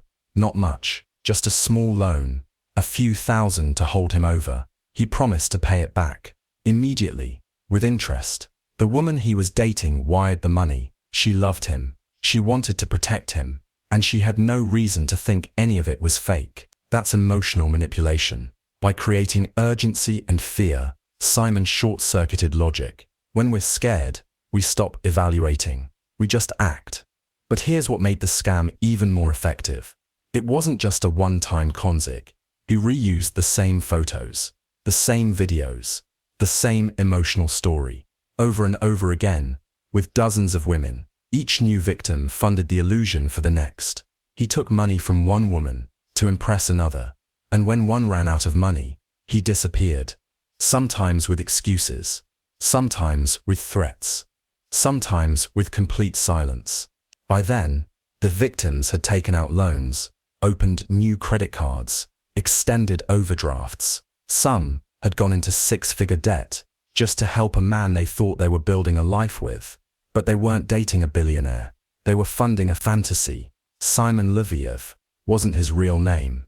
He wasn't related to the Leviev diamond family. He was born Shimon Hayat, a convicted fraudster from Israel. He had served prison time before, under a different name, for different scams. And when the truth came out, the scale shocked everyone. Because the scam didn't rely on hacking accounts or stealing passwords. It relied on trust. He built emotional intimacy, gave attention, made people feel seen. And then, when they were fully invested, he flipped the script. It's a kind of love bombing, followed by financial abuse. When someone overwhelms you with affection early on, texting constantly, calling you their soulmate, planning a future fast, it feels good. But it's not always love. Sometimes, it's control. And once that emotional foundation is in place, the scam doesn't feel like a scam. It feels like loyalty, like sacrifice, like being a good partner. And that's what makes it so dangerous. Even when the women realized the truth, many felt ashamed, guilty, embarrassed. Some didn't want to come forward, because who wants to admit they were tricked by love? But a few did. They talked to journalists, shared screenshots, compared stories, and together they exposed the full scale of the con. The Tinder Swindler became a global headline. Netflix made a documentary. The world watched. Some laughed, some were horrified, and a few even seemed to admire the scam, which shows just how blurred the lines between reality and image have become. Simon was arrested in 2019 in Greece on a fake passport. He was extradited to Israel and sentenced to 15 months in prison. He served just 5. As of now, he walks free. He's still on social media, still wearing designer clothes, still selling the dream. Because here's the hardest part. Sometimes, even when the lie is exposed, the illusion still works. People want to believe in wealth, in love, in power. And some people, like Simon, know exactly how to turn that belief into profit. He didn't steal bank accounts. He stole trust. And trust, when weaponized, can be more dangerous than any password. Quadriga. He didn't wear a suit. He wore a robe. He didn't stand on Wall Street. He stood behind a pulpit. Gerald Payne wasn't a hedge fund manager. He was a preacher. And from his stage in Tampa, Florida, he promised more than prosperity. He promised miracles. It was the 1990s, and Greater Ministries International was growing fast. It wasn't just a church. It was a movement, with radio shows, healing services, missionary trips, and a financial program, unlike anything else. They called it the Faith Promises Program. The pitch? Simple. If you gave money to God through Greater Ministries, God would give it back to you. Double. Give $1,000, Payne said, and receive $2,000 back. Not maybe, not hopefully, but guaranteed, by scripture. He quoted the Bible. Give, and it will be given to you, pressed down, shaken together, and running over. People believed him, because Payne wasn't offering a stock tip. He was offering spiritual certainty, and that's what made it work. They weren't investing in a fund. They were investing in faith. That's religious authority bias. When the source of the message makes it unquestionable, who would doubt a man of God? And Payne leaned into the performance. He talked about gold mines in Africa, offshore banking, holy business ventures. He said it was all part of God's economy, not man's. People gave, and gave, and gave. Some emptied savings accounts, others mortgaged homes. Entire churches pooled money, believing they were sowing into the kingdom. In total, more than $500 million flowed through Greater Ministries, and for a while, people were paid. That's the Ponzi seed. Early believers get returns, funded entirely by newer donations. Testimonies poured in. People stood up in church services and said, "I gave $10,000 and God returned $20,000. The room erupted in applause. Because when belief is contagious, facts become irrelevant. That's social validation amplification, when a group's excitement overrides individual caution. But behind the scenes, it was all smoke. There were no gold mines, no secret investments, just money being shuffled from hand to hand. The ministry wasn't just laundering cash, it was laundering hope. Eventually, a whistleblower came forward. The SEC began investigating, and in 1999, federal agents raided Greater Ministries. The findings were staggering. No legitimate investments, millions spent on personal luxuries, a web of shell companies and religious marketing. Payne and several top leaders were arrested. In 2001, Gerald Payne was sentenced to 27 years in prison for conspiracy, mail fraud, and money laundering. His wife and other co-conspirators received shorter sentences. But the damage was already done. Thousands of followers lost everything: retirements, homes, generational wealth, and perhaps worse, their faith in people who spoke for God. Because Greater Ministries didn't just steal money, it twisted scripture into salesmanship. It turned the prosperity gospel into a pyramid scheme. And it used the language of miracles to justify theft. This is why spiritual scams cut so deep. Because the victim isn't just betrayed financially, they're betrayed existentially. They didn't just trust the numbers, they trusted the heavens. And when the lie collapses, it doesn't just take your money, it takes your belief in goodness with it. Sky sale. In the mid-1800s, New York City wasn't run by the mayor. It was run by a man named William Magee Tweed. People called him boss. He didn't rule from a palace. He ruled from Tammany Hall, a political machine that controlled the city's votes, contracts, budgets, and secrets. Tweed was never officially the highest-ranking official, but he didn't need to be, because he controlled the system behind the system. His greatest scam, it wasn't a fake product or a phony investment. It was making theft look like government. Tweed and his ring of allies inflated construction contracts, padded city budgets, and sent public money into their own pockets. They built courthouses that cost 5 times more than they should have, paid ghost employees, awarded contracts to companies they secretly owned. The numbers were staggering. In today's money, it's estimated Boss Tweed stole between $1 and $4 billion from the city. But here's the psychology behind it. He didn't hide in the shadows. He walked down Broadway in a top hat, donated to charities, helped immigrants get housing, paid for school books and jobs and legal papers. And in return, they voted. Every time. That's how Tweed built loyalty. Not by convincing people he was honest, but by becoming the only option they could rely on. This is the weaponization of reciprocity bias. When someone helps you, even for selfish reasons, you feel obligated to return the favor, especially when you're poor, especially when no one else is helping. Tweed's power wasn't just in the vote counts. It was in gratitude, fear, and need. He understood identity politics long before the term existed. He positioned himself as a protector of immigrants, especially Irish Catholics, who are often excluded from power. He made Tammany Hall a place where the underrepresented could finally be heard, in exchange for loyalty. That's social leverage. By giving people a voice, he took control of their future. Even those who knew he was corrupt often stayed quiet, because he also gave them jobs, or gave their cousin a city contract, or promised a favor at the courthouse. This is collective compromise, when the benefits of silence outweigh the cost of truth. And for a while, it worked. Tweed was elected to the New York State Senate. He served on the city's Board of Supervisors. He ran the Democratic Party in Manhattan. He even helped write the city's new charter, which gave him even more control, until someone fought back. A newspaper called the New York Times, and a cartoonist named Thomas Nast began exposing the fraud. Nast's political cartoons showed Tweed as a bloated cigar-chomping glutton, wrapped in money. Tweed hated them. He once said, "Stop them damn pictures.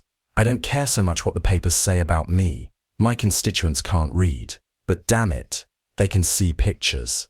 That was the beginning of his fall. Public outrage grew. He was arrested in 1871, put on trial, found guilty, and sentenced to prison. But even then, he escaped once, fleeing to Spain, where he was recognized because of the cartoons and extradited. He died in jail in 1878, but his story didn't disappear, because Boss Tweed's legacy is more than the money he stole. It's the blueprint he created.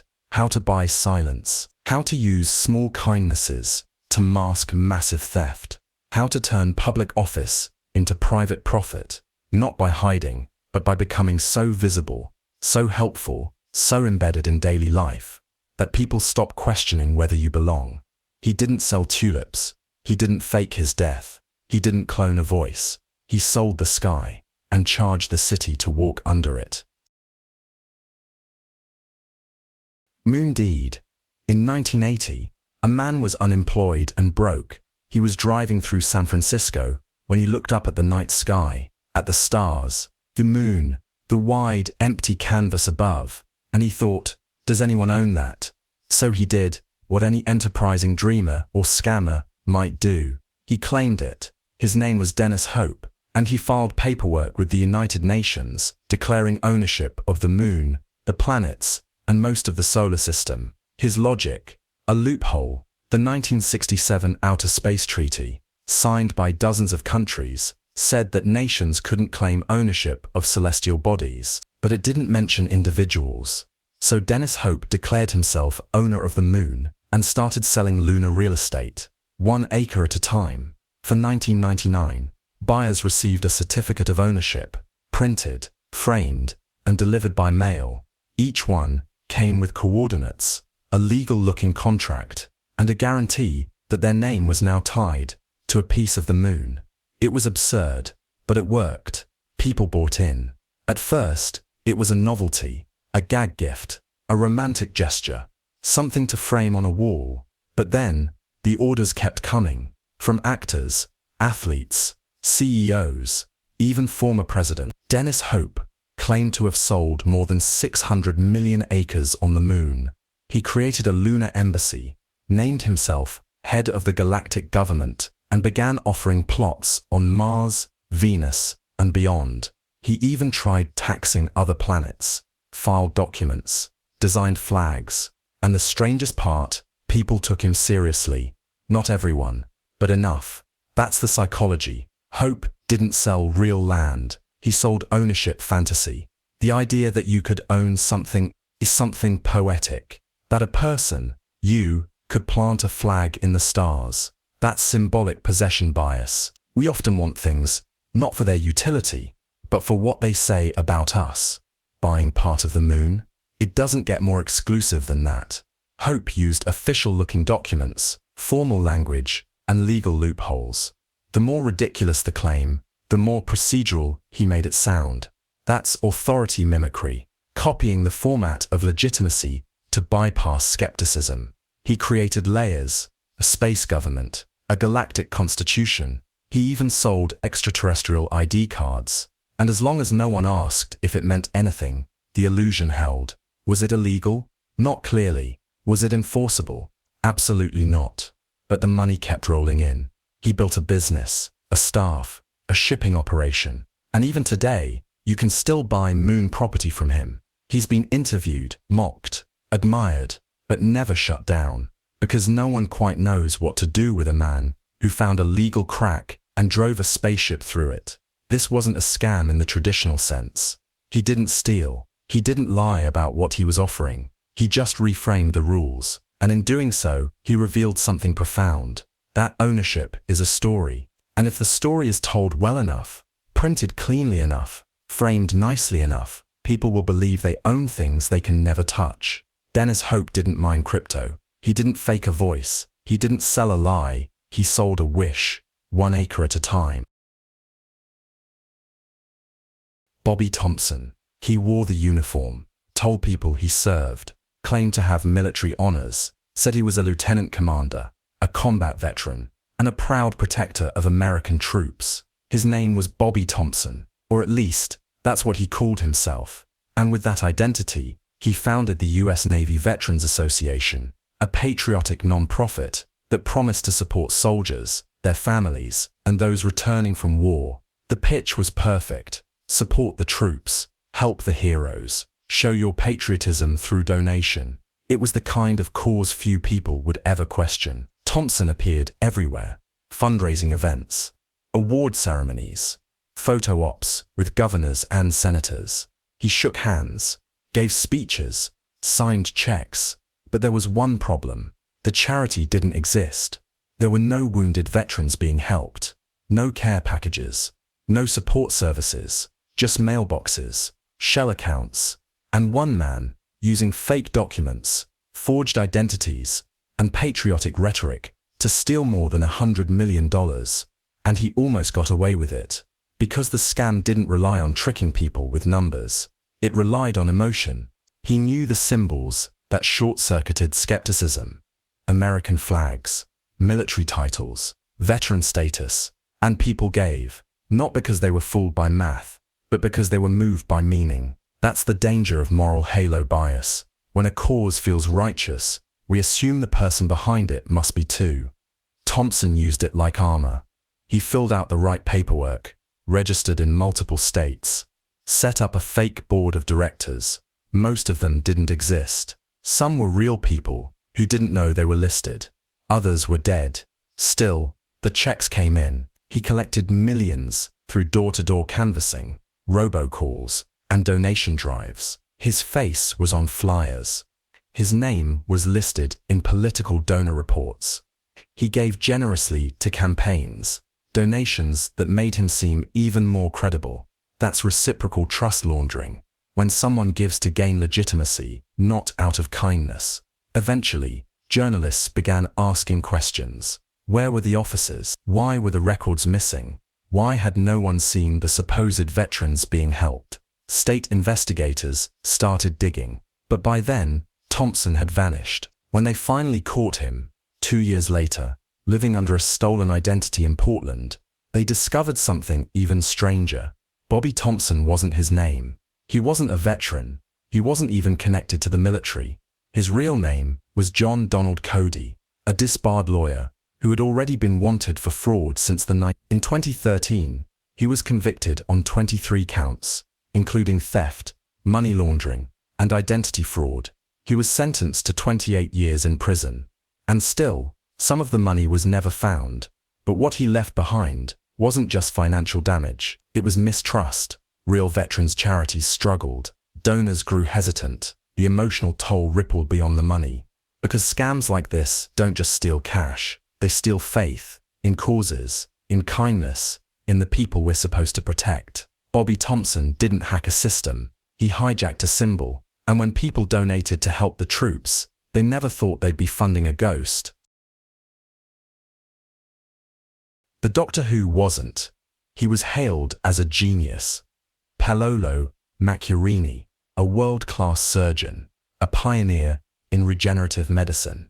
The man who, it was said, had performed the world's first successful transplant of a synthetic windpipe seeded with a patient's own stem cells. The media called him a miracle worker. Hospitals fought to recruit him. Scientific journals praised him. In 2010, Sweden's prestigious Karolinska Institute, the very body that awards the Nobel Prize in Medicine, offered him a research position. And why not? His resume was impeccable. He had trained at elite universities, held multiple degrees, spoke 6 languages, and most importantly, he was doing things no one else could. He was growing organs, creating life from science. Except, he wasn't. His research was exaggerated. His surgeries were dangerous. And the patients, the ones hailed as miracles, were dying.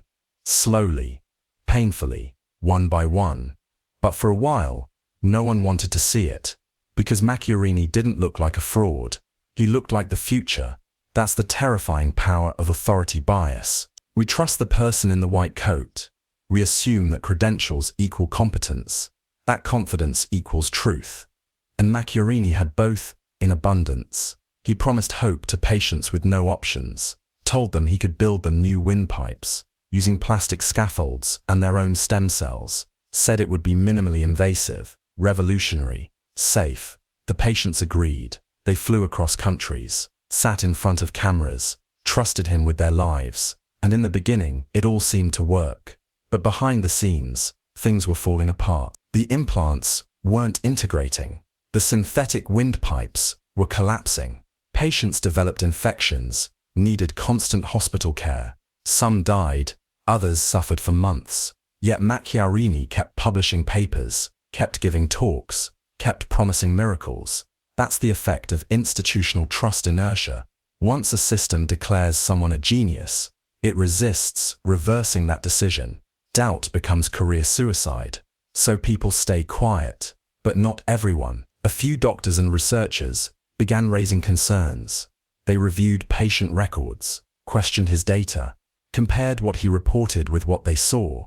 The more they looked, the more they found. He had falsified research results, claiming success where there was none. He had misrepresented patient outcomes, and in some cases, performed surgeries without proper ethics approval. Even his personal life was riddled with lies. In 2013, an American journalist named Benita Alexander was preparing a documentary on his work. She fell in love with him. They planned to marry.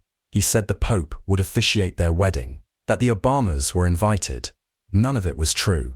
Not the guest list, not the Vatican connection, not even his marital status. He was already married. It was a con layered on top of a con. Finally, after a series of internal investigations and global pressure, the Karolinska Institute dismissed him.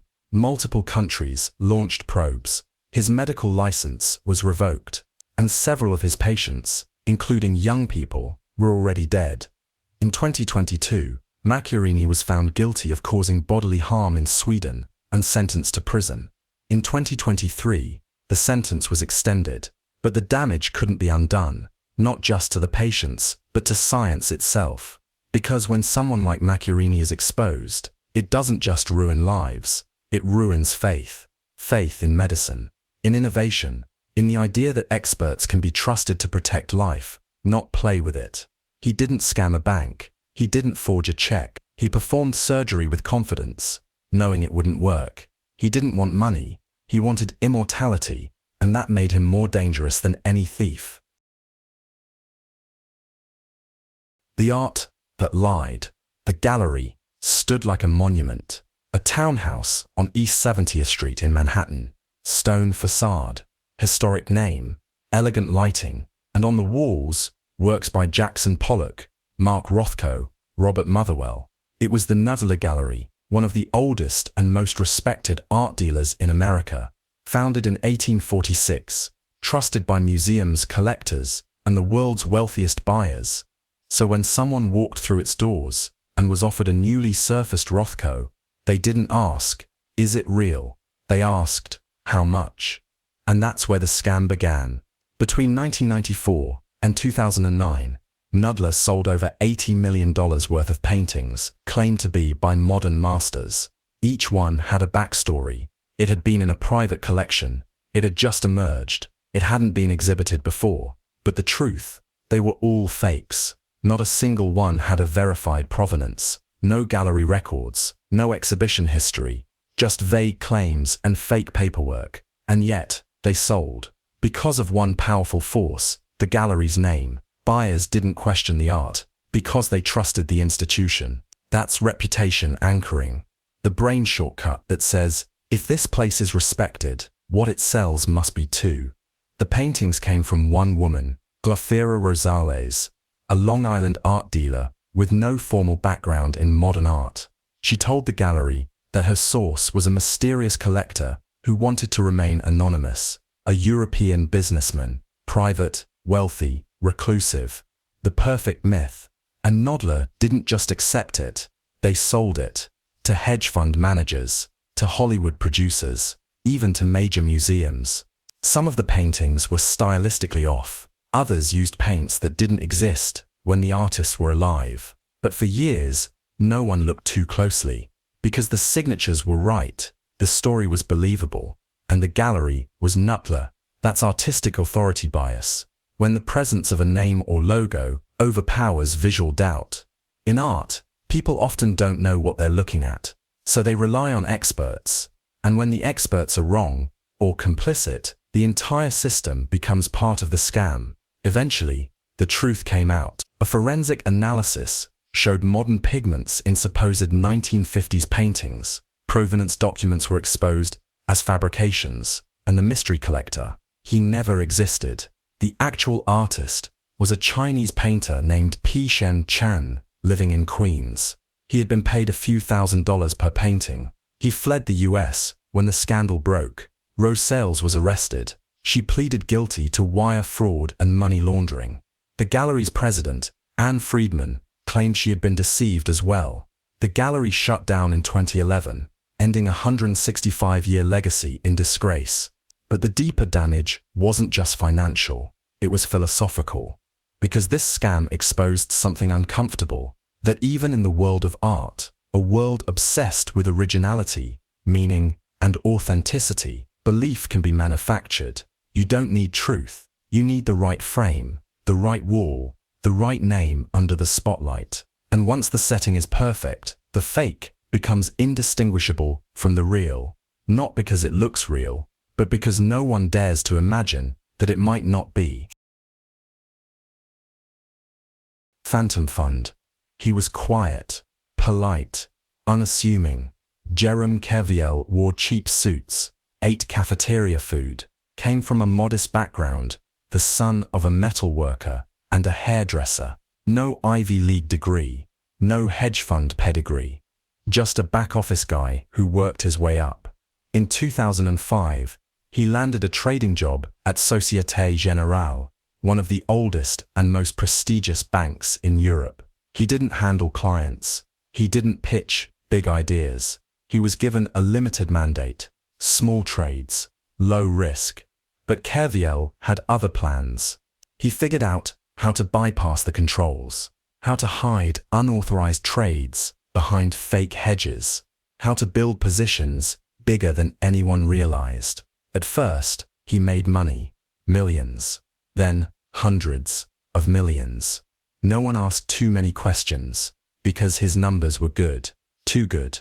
He made $1.4 billion in profit for the bank in 2007, and instead of asking how, his superiors rewarded him. That's the first psychological failure, outcome bias, the tendency to judge a decision by its result, rather than how it was made. Keviel wasn't playing safe. He was gambling with billions. At one point, he had $73 billion in open positions, more than the value of the entire bank. But no one stopped him, because the profits kept rolling in, until the market turned. In early 2008, things unraveled. Société Générale discovered the unauthorized trades. They scrambled to unwind his positions, and in doing so, they triggered massive losses, nearly $7 billion, the biggest trading loss by a single individual in history. The bank called him a rogue, said he acted alone, that they were victims, but the full picture was murkier, because Keviel hadn't hidden everything. He used real credentials, real terminals. He left a trail of risk reports, approvals, and emails. And while he clearly broke rules, many believe the bank simply looked away because they liked the results. That's motivated blindness, when an institution ignores danger because the rewards feel worth it. And Keviel, he didn't flee. He didn't spend the money on yachts or mansions. He didn't profit at all. He claimed he just wanted to be a star, to impress, to be seen. He was arrested, tried, and sentenced to 5 years in prison, 2 of them suspended. The court ordered him to repay the full amount lost, 4.9 billion euros, a symbolic punishment, more than a practical one. But the scandal raised bigger questions. How could one low-level trader move that much money? Why didn't the systems catch it? How does a financial institution reward risk when it wins, and disown it when it fails? Keviel wasn't a criminal mastermind. He was a reflection of the system around him, one that prized profit over prudence, speed over scrutiny. He said later, "I was in a system that encouraged it. When I was making money, they congratulated me. When I lost, they threw me to the wolves." He wasn't innocent. but he wasn't alone. And in that, he became the perfect symbol for the post-crisis era. Not a villain, not a hero, just a man who bet big, because the people above him closed their eyes. Adoption scam. It starts with a message, a phone call, an email that feels like a miracle. I'm pregnant. I can't keep the baby. I want to choose a good family. For couples who've spent years waiting, saving, grieving, this is the moment they've been dreaming of. A woman, scared, vulnerable, kind, is offering them the one thing they've longed for, a child. And all she asks is for help, with groceries, rent, medical care, just until the birth. Her name is Kathy Carroll. At least that's the name she gave. She told people she was 6 months along. She'd send blurry sonogram photos. She'd say the baby was a boy or a girl, depending on the couple. She even gave the baby a name sometimes, so the adoptive parents could bond. She asked for gift cards, small transfers, nothing outrageous, just enough to keep the dream alive. Then, as the due date approached, she'd go quiet. Stop replying, block the number, disappear. No baby, no hospital, no goodbye, just silence, and a family left staring at a painted nursery with a crib they'll never use. This is the cruelty of the phantom baby scam. There's no product, no service, no pitch, just hope. Hope that gets dangled, stretched, and finally snapped. Over weeks, months, sometimes years, these scammers, and there are many, often target people who've already suffered miscarriages, failed IVF, years on waiting lists. They research adoption laws, learn the language, join Facebook groups, read forums, ask questions. They know how to sound authentic, how to cry, how to say just enough without giving anything real.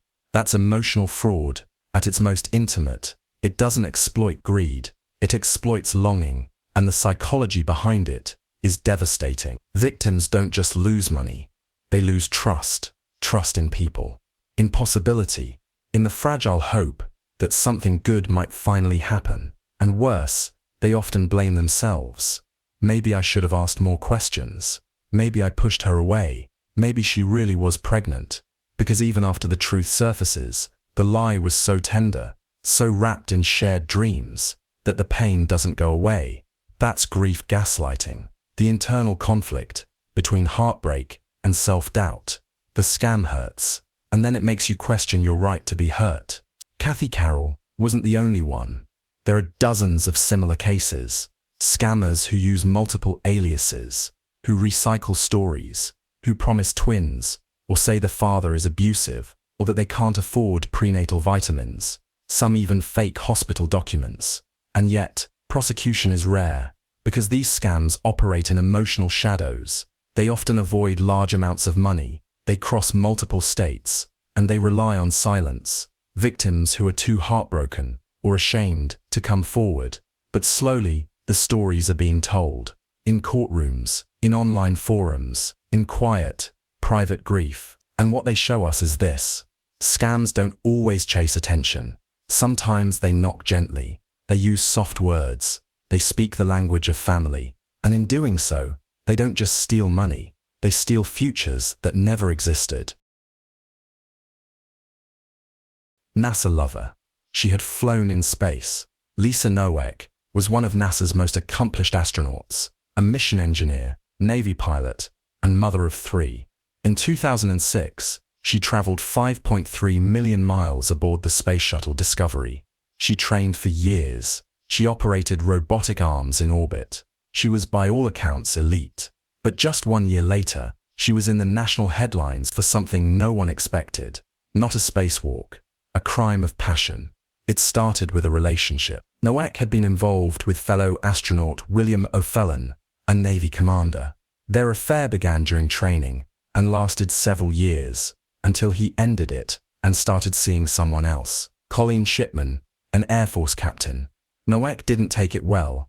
According to prosecutors, she grew increasingly obsessed. She began tracking Shipman's movements, reading her emails, planning something she called a mission, not to space, but but across state lines.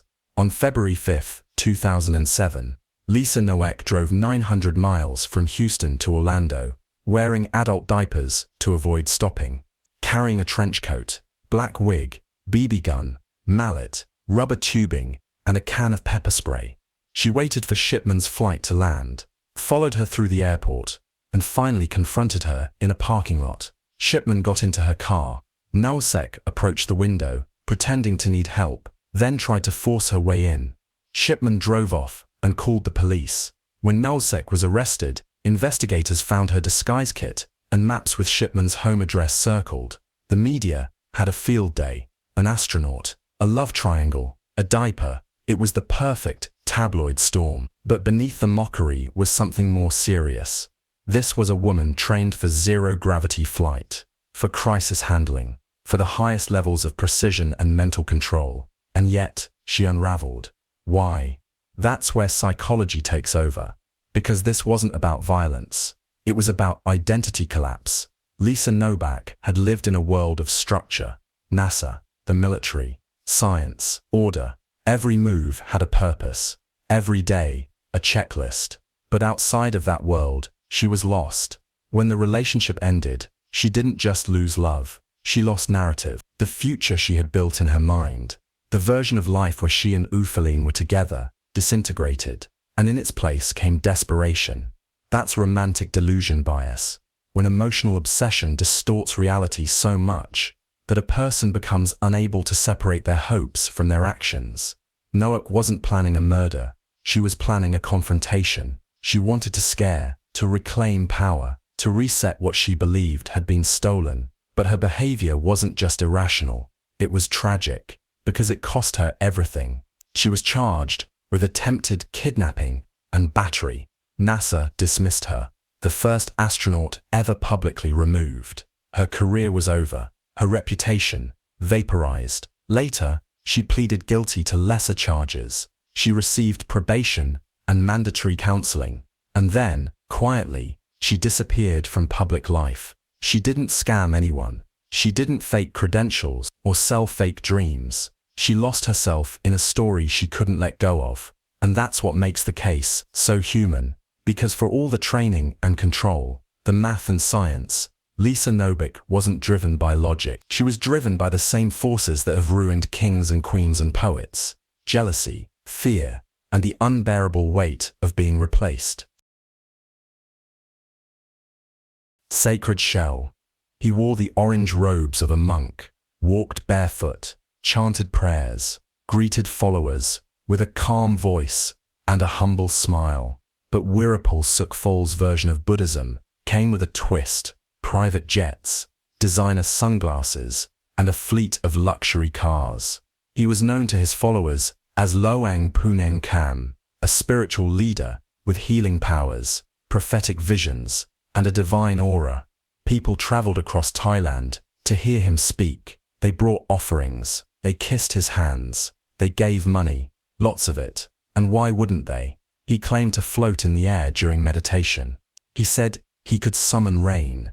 He promised to build temples, schools, hospitals, all in the name of merit.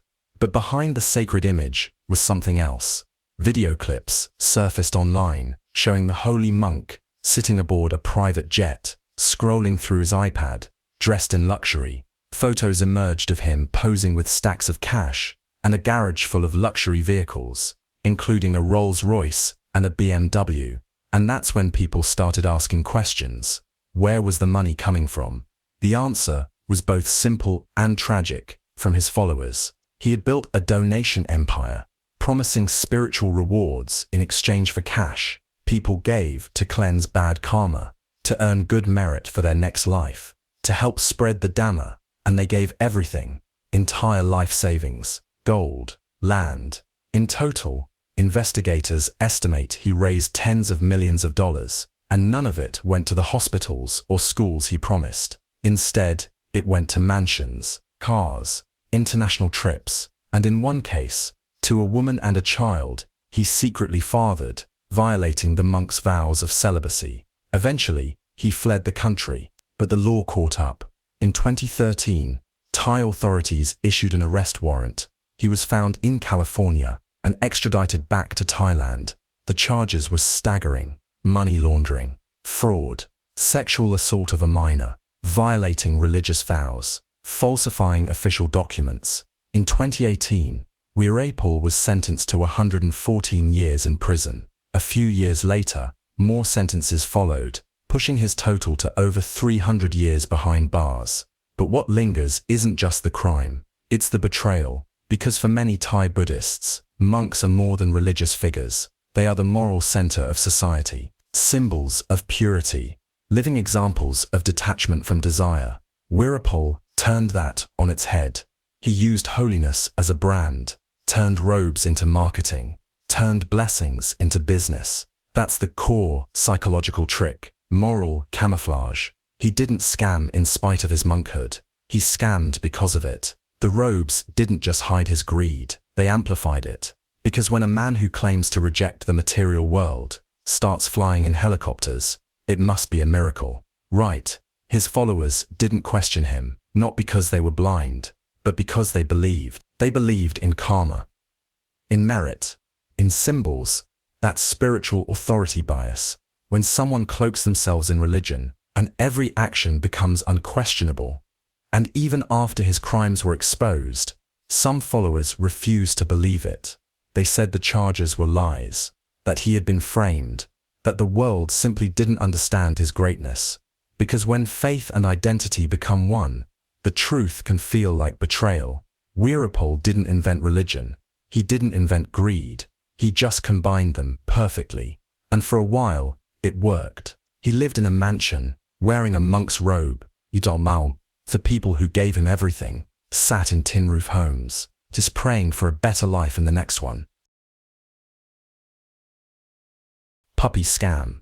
It usually begins with a photo, a small golden retriever, or a fluffy husky, or maybe a tiny teacup French bulldog with oversized ears. The kind of picture that makes people smile, and the caption reads, "Looking for a forever home." The buyer's heart softens. Maybe they've just lost a pet. Maybe they're living alone. Maybe their child has begged for a puppy every day for months. So they reach out. The seller responds quickly, friendly, warm. They say the puppy's still available. They're just looking for someone who truly cares. They're not doing it for the money, they say, just trying to find the dog a good home. That's the first hook. Emotional alignment. It makes the buyer feel special, chosen, trusted. It lowers defenses. Then comes the logistics. The seller explains that the puppy is out of state, or in another city, or with a partner breeder. They ask for a small deposit to hold the dog, then more for transport, then more for a special crate, then for vet records, then insurance, then unexpected shipping delays. And each time the buyer pays, they're told, the puppy is almost there. Just one more step, until, eventually, there's nothing left to send, because there is no puppy. There never was. This is the puppy scam, and it happens every day. Scammers, like Amy Gregory, who operated dozens of fake pet sites, use stolen images from real breeders. They set up polished websites, complete with testimonials and photos.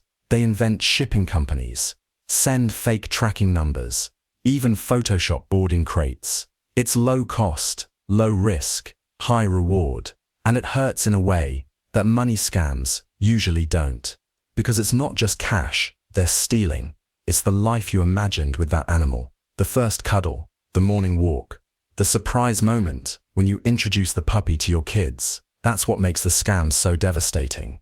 It doesn't end in anger, it ends in grief. And it's powerful because of one thing: pictures. Visuals override logic.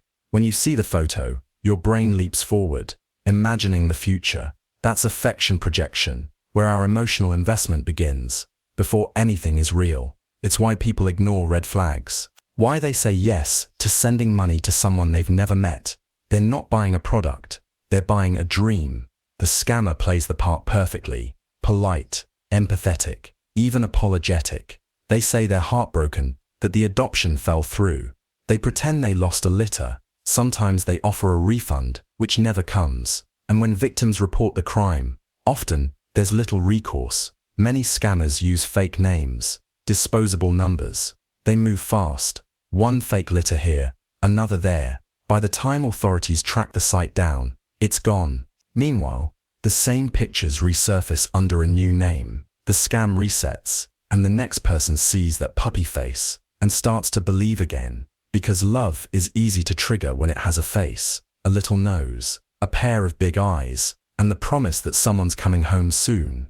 That's the cruelty. Not just that the puppy never existed, but that for a little while, in someone's mind, it did. The boy who disappeared. When a child goes missing, the world freezes. The bedroom remains untouched. The family never moves. And hope, thin, fragile, lingers in the corners of every silence. Frederick Borden knew that, and he used it. Born in France, Borden grew up lying. He forged school records, faked accents, made up names. By his early 20s, he had taken on dozens of identities. But his most infamous came in 1997, when he claimed to be Nicholas Barclay, a Texas teenager who had vanished 3 years earlier. He was 23. Nicholas would have been 16. The match didn't make sense. Borden had dark hair and a French accent. Nicholas was blonde and American. And yet, the family said yes, because they wanted it to be him. That's the core of this scam. Not deception, but hope exploitation. The Barclay family flew to Spain to bring Nicholas home. Borden wore sunglasses, stayed quiet, cried. He told them he had been kidnapped, that he was trafficked, that he had been injected with drugs and abused for years. That was why he looked different, why he couldn't remember everything. And they believed him. They took him home, fed him, put him back in school, let him sleep in Nicholas's old bed. That's grief blindness, the way trauma distorts logic. The human brain would rather believe in a miracle than admit the worst has happened. But the cracks appeared quickly. Teachers were confused. Friends didn't recognize him. A private investigator noticed the accent and the ears. Nicholas Barclay had light eyes. Boden's were dark. Eventually, a fingerprint test exposed the truth. He was not Nicholas. He was a 23-year-old French drifter with a long history of impersonation. The family was devastated, but something stranger lingered beneath the surface. Why didn't they see it? Some began to wonder. Did they want to believe, or did they want something to hide? Borden later claimed he suspected the family knew he wasn't Nicholas and accepted him anyway to bury a darker truth. Nothing was ever proven, but the questions never left, and Borden didn't stop. Over the years, he impersonated more than 500 identities, mostly teenagers. He posed as orphans, runaways, victims, slipped into shelters, foster homes, schools. He wasn't stealing wallets, he was stealing lives. That's what made him so terrifying. He didn't want money, he wanted belonging. Each lie gave him something real, a place to sleep, a parent to trust him, a moment of safety inside someone else's tragedy. That's identity parasitism, when a person adopts another's pain to gain protection.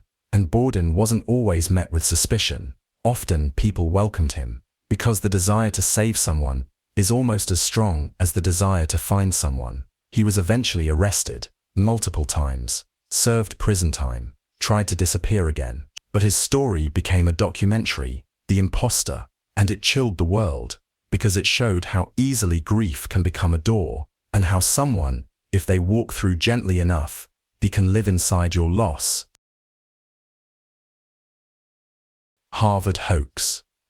He was smart, well-spoken, polite, the kind of student professors remember.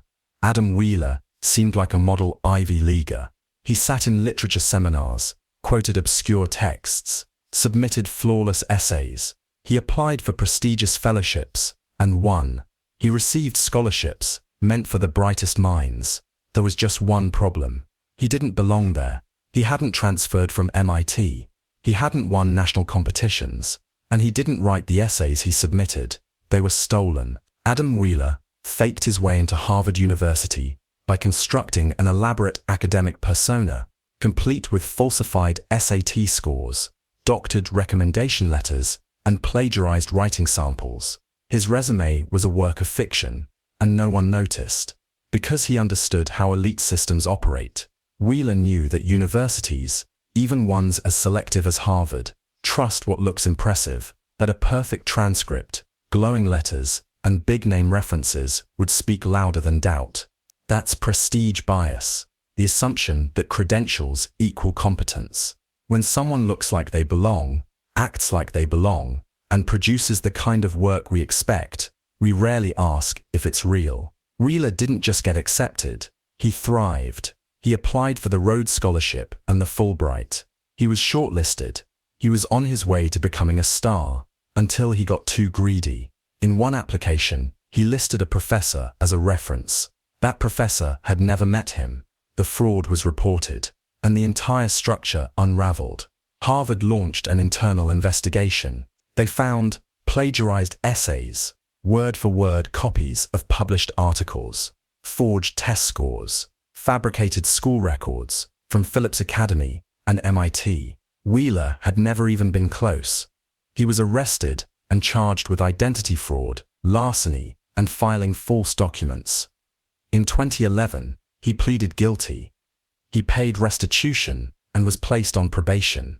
But the story echoed far beyond his sentencing, because it exposed how even the most careful institutions can fall for a polished lie, if that lie is dressed in the right academic uniform. Wheeler didn't hack computers. He didn't bribe admissions officials. He simply understood the formula: a prestigious school name, a perfect test score, a touching personal essay, and confidence. That's the secret ingredient in many scams, not cunning, but confidence. It's called the illusion of fluency. When someone speaks the language of excellence, fluently, smoothly, we stop looking for flaws. We assume they earned their place. Wheeler didn't just scam Harvard. He scammed a system built on the assumption that brilliance can be measured by paper, polish, and pedigree. And perhaps most chilling, he might have kept going if he just toned it down. The clone who ran for mayor. It started with a name and a face. In 2013, voters in the small city of Carson, California, opened their mailboxes to find political flyers with a familiar name: Albert Robles. A well-known figure in the community, Robles had previously served in public office and was now running for mayor, but something felt off. The man in the photos looked like Albert, but not quite. He was heavier, wore different glasses, and when he appeared at debates, people noticed more than just his policies. They noticed he didn't sound like himself. That's because he wasn't. The man campaigning under the name Albert Robles was actually his twin brother, Arturo Art Ayala, a convicted felon with a criminal record, who had legally changed his name to match his brother's. He wasn't running alongside his brother. He was running as him, and he nearly pulled it off. Because that's the terrifying thing about twin fraud. The face is real, the name is real, and the story is believable. Just believable enough to slip through the cracks. For months, Ayala filed paperwork, shook hands, gave interviews, and no one at the city clerk's office questioned the identity. That's associative plausibility, when one layer of truth makes a deeper lie feel authentic. He had the ID, he had the history, he had the face.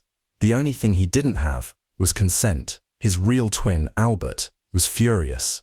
He filed complaints, told the press, alerted election officials that someone else, someone with his name and his record, was impersonating him. But the law was slow, because legally, Ayala had changed his name, and legally, anyone with that name could file. It wasn't until local news media and attorneys dug into his past that the full picture emerged. Years of fraud charges, false documents, a long-standing feud with his brother, and a plan that may have been driven more by spite than ambition. This wasn't just identity theft, it was identity invasion, a psychological attack where the goal wasn't just to steal a title, but to destroy the reputation tied to it. That's narrative hijacking. The scammer doesn't invent a new identity, they overwrite a real one. They step into the spotlight, not to be seen, but to reshape how others see someone else. Eventually, Ayala was caught. he was disqualified from the race, and in 2015, he was sentenced to 2 years in prison for perjury and voter fraud. But the impact lingered.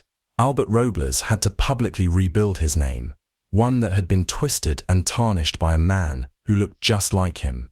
Because when the lie walks and talks like the truth, your people remember the confusion longer than the correction. The damage wasn't in the vote count, it was in the doubt. And in a world where appearances carry weight, sometimes it only takes a name and a face, and to rewrite someone else's future. DJ Drewski, lookalike scam. It started with a post, a flashy poster, a name buried in the third line of the smallest font. It read, DJ Scammer, Coachella 2019. The design looked official, the hashtags were precise. Coachella artist wristband Vipixes, Haj Eru, Pipeb Eru, Tipeb Eru, Asive Deru, to blessed. People scrolled, liked, believed. He filmed himself walking past giant stages, dancing under lights, posing with friends. His bio changed, Coachella Performer 2019. He posted from the artist lounge, tagged celebrities, posted cryptic backstage clips, and just like that, it became real. Except none of it was. He wasn't performing at Coachella. He had never been booked. He never touched a stage. He didn't even DJ, at least, not professionally. Everything was constructed. The poster, faked with Photoshop. The artist wristband, borrowed. The photos, timed just right, early in the day, before crowds arrived, with just enough visual noise to sell the illusion. This wasn't a financial scam. No one lost money, but it was still a fraud, one that played on something uniquely modern. Social proof illusion, the belief that if enough people appear to accept something as real, it becomes real. People saw the posts. They assumed credibility. Other DJs congratulated him. Fans reposted. Brands reached out. He gained followers. He booked actual gigs. Because in a world built on image, credibility is just a well-framed lie away. And here's the twist. He never even needed to say he was performing. He never made the claim outright. That's the genius of implied deception. You never say the lie. You just let others assume it, then profit from their assumptions. He used just enough suggestion and let the algorithm do the rest. And while most people moved on, some in the music world were stunned. How did he get away with it? Because he didn't break into a system. He worked with it.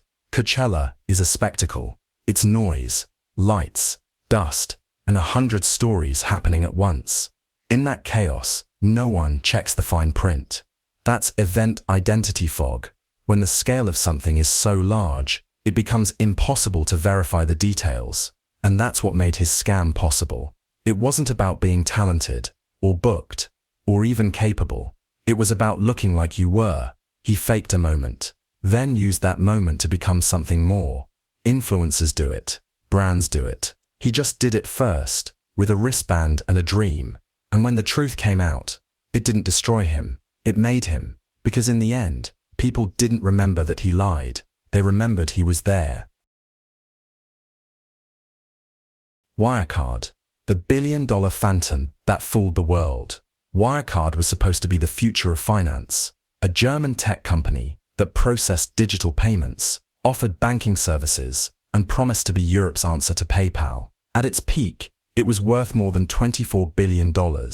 It was included in Germany's prestigious DAX 30 index, alongside companies like BMW and Siemens. But in 2020, everything unraveled. The company admitted that $2.1 billion, nearly a quarter of its balance sheet, didn't exist. The money was never there. It never had been. Wirecard wasn't a fintech success story. It was a fraud, a long, complex, international lie that had been hidden for years behind fake accounts, forged documents, and one of the boldest accounting scams in European history. And the person at the center of it all, Theo Jan Marsalek, vanished. The story of Wirecard began in 1999 as a small payment processor. It handled credit card transactions, mostly for high-risk industries like adult websites and online gambling. It was messy, but profitable. Over time, it rebranded itself, as a serious tech company. It claimed to operate in dozens of countries, with billions flowing through its platform. Investors bought the story, regulators approved it, and the stock soared, but the real business was never that big. Internally, Wirecard was fabricating revenue. The company claimed that it had third-party partners in Asia handling transactions on its behalf, operations in the Philippines, Singapore, and Dubai. These entities supposedly held massive cash balances, accounts that together explained the bulk of Wirecard's profits. But none of it was real. When auditors demanded proof, the company sent bank confirmations. The documents showed that the money existed, on paper, but those confirmations were fake. The banks later said they had never issued them. The signatures were forged. The accounts were ghost accounts at best, complete fabrications at worst. What makes the Wirecard scam remarkable is how long it took for anyone to act. There were red flags as early as 2008. Journalists at the Financial Times published multiple investigations into inconsistencies, whistleblower reports, and accounting tricks. But instead of triggering reform, Wirecard fought back. They sued reporters.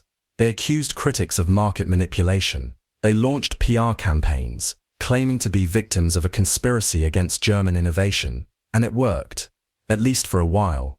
The company had powerful friends. German regulators refused to investigate Wirecard. In fact, they went after the journalists instead. At one point, BaFin, Germany's financial watchdog, banned short selling of Wirecard stock, claiming it was under attack from speculators. That protection gave the fraud more time to grow. Wirecard's CEO, Markus Braun, became a symbol of European tech success.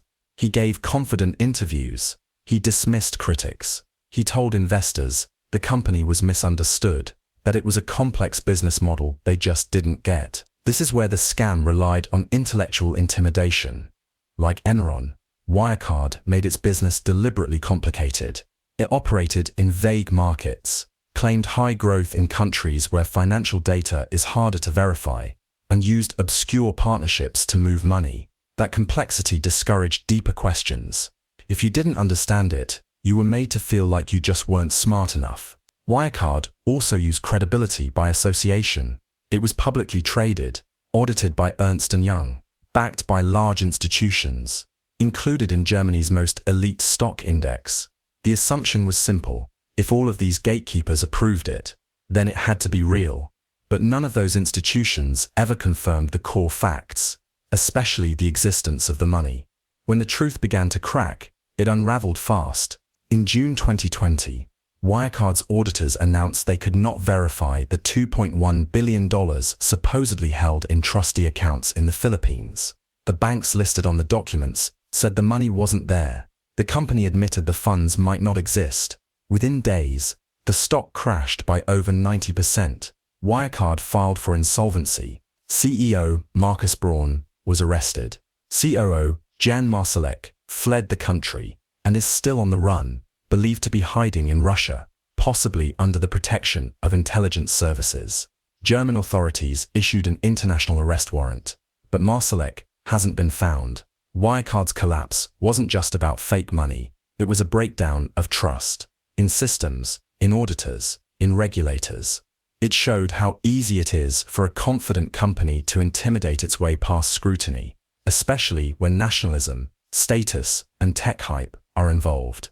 Wirecard was allowed to grow because it looked like success, because it wore the right suit, gave the right speeches, used the right buzzwords, and no one wanted to admit they didn't understand the business. In the end, $2.1 billion didn't disappear.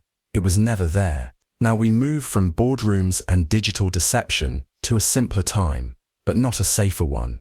The next conson didn't use balance sheets or fake bank accounts. He used paper, charm, and bold lies to scam governments and law enforcement.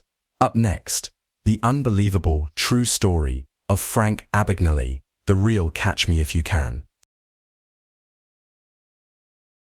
The Nigerian Prince Scam. How a dumb email outsmarted millions. People have lost their life savings to a scam that starts with one of the most obvious lies in internet history.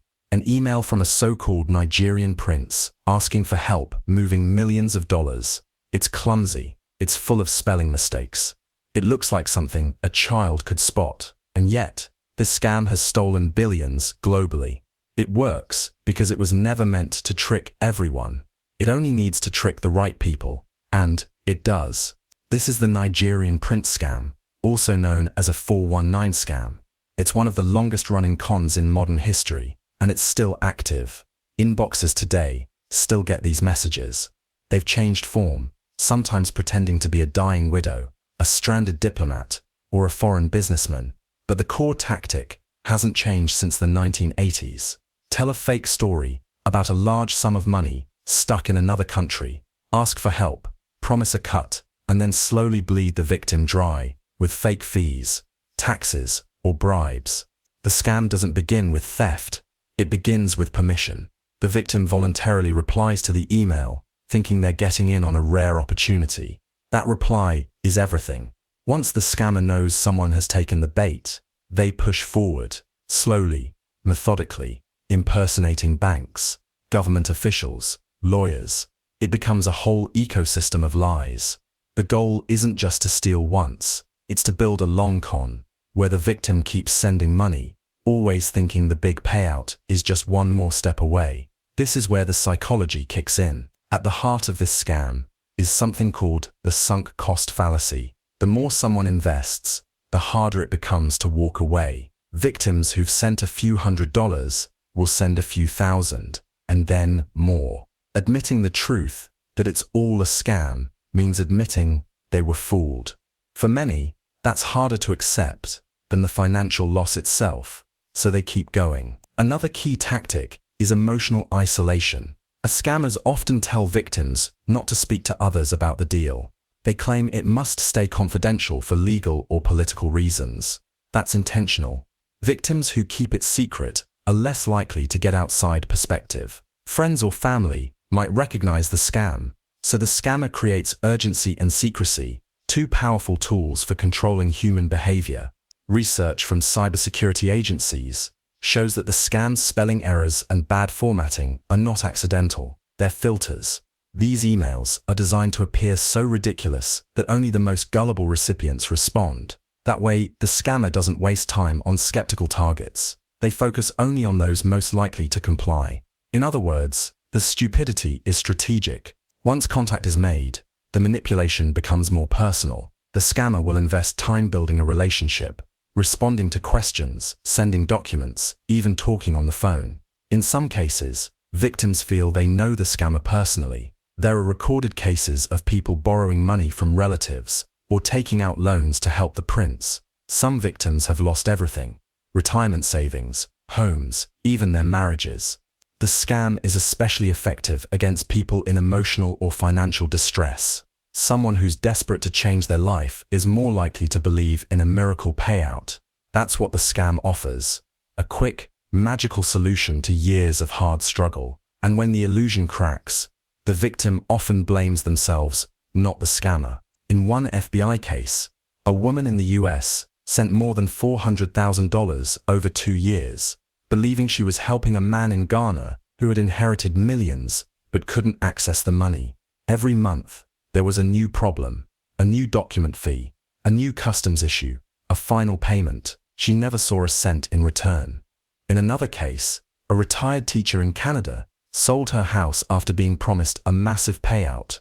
The scammer convinced her the funds were in escrow, but needed one final clearance fee. She sent it, then they disappeared. What makes this scam especially hard to prosecute is its global nature. The emails may come from one country, the bank accounts may be in another, and the victims are spread across the world. Jurisdiction is unclear. Enforcement is weak. Many scammers face no real consequences. Meanwhile, the method keeps evolving. Today's versions use romance, fake job offers, or lottery winnings as bait. But the structure is the same. Build trust. Ask for money. Keep asking. Disappear. Despite countless warnings, public awareness campaigns, and spam filters, the Nigerian prince scam and its variations continue to succeed. Not because they're clever, but because they're patient. They understand something most people don't want to admit. Under the right conditions, anyone can be manipulated. The trick is knowing when to strike. The right moment, the right target, the right lie. This isn't about being smart or foolish. It's about being human. And scammers have spent decades studying human behavior, not to understand it, but to exploit it. By the time a victim realizes the truth, the money is gone, the email address is dead, and the story has moved on to its next target. The Nigerian print scam doesn't need to be sophisticated. It only needs to hit one person out of a million. And it keeps hitting. Now we move from the inbox to real life, to a woman who walked into the New York elite, claimed to be a German heiress, and fooled some of the city's smartest minds. Herbalife. The pyramid, disguised as a business. Herbalife sells nutrition products, shakes, supplements, teas. But that's not how it makes most of its money. The real business is recruiting people to become distributors, promising them financial freedom, flexible income, and the chance to be their own boss. For decades, it's presented itself as a legitimate multi-level marketing (MLM) company. But critics, including hedge fund managers and former insiders, have called it what it really is: a pyramid scheme in disguise. Unlike a Ponzi scheme, which relies on recycling money to pay fake returns, a pyramid scheme relies on endless recruitment. You pay to join, then make money by signing up others to do the same. Product sales become secondary. The real profit comes from building a downline, a team of sellers under you, each paying fees and placing bulk orders, whether or not they can resell the product. Herbalife has operated like this for decades. Founded in 1980 by Mark Hughes, Herbalife promised fast weight loss, financial success, and a supportive community. It targeted people on the fringes of the economy: immigrants, low-income families, stay-at-home parents, people who needed hope more than a health shake. Distributors were trained to repeat one message: the product works, the business works. They were encouraged to recruit aggressively, to hold meetings, hand out flyers, wear buttons, to sell the dream before selling the product.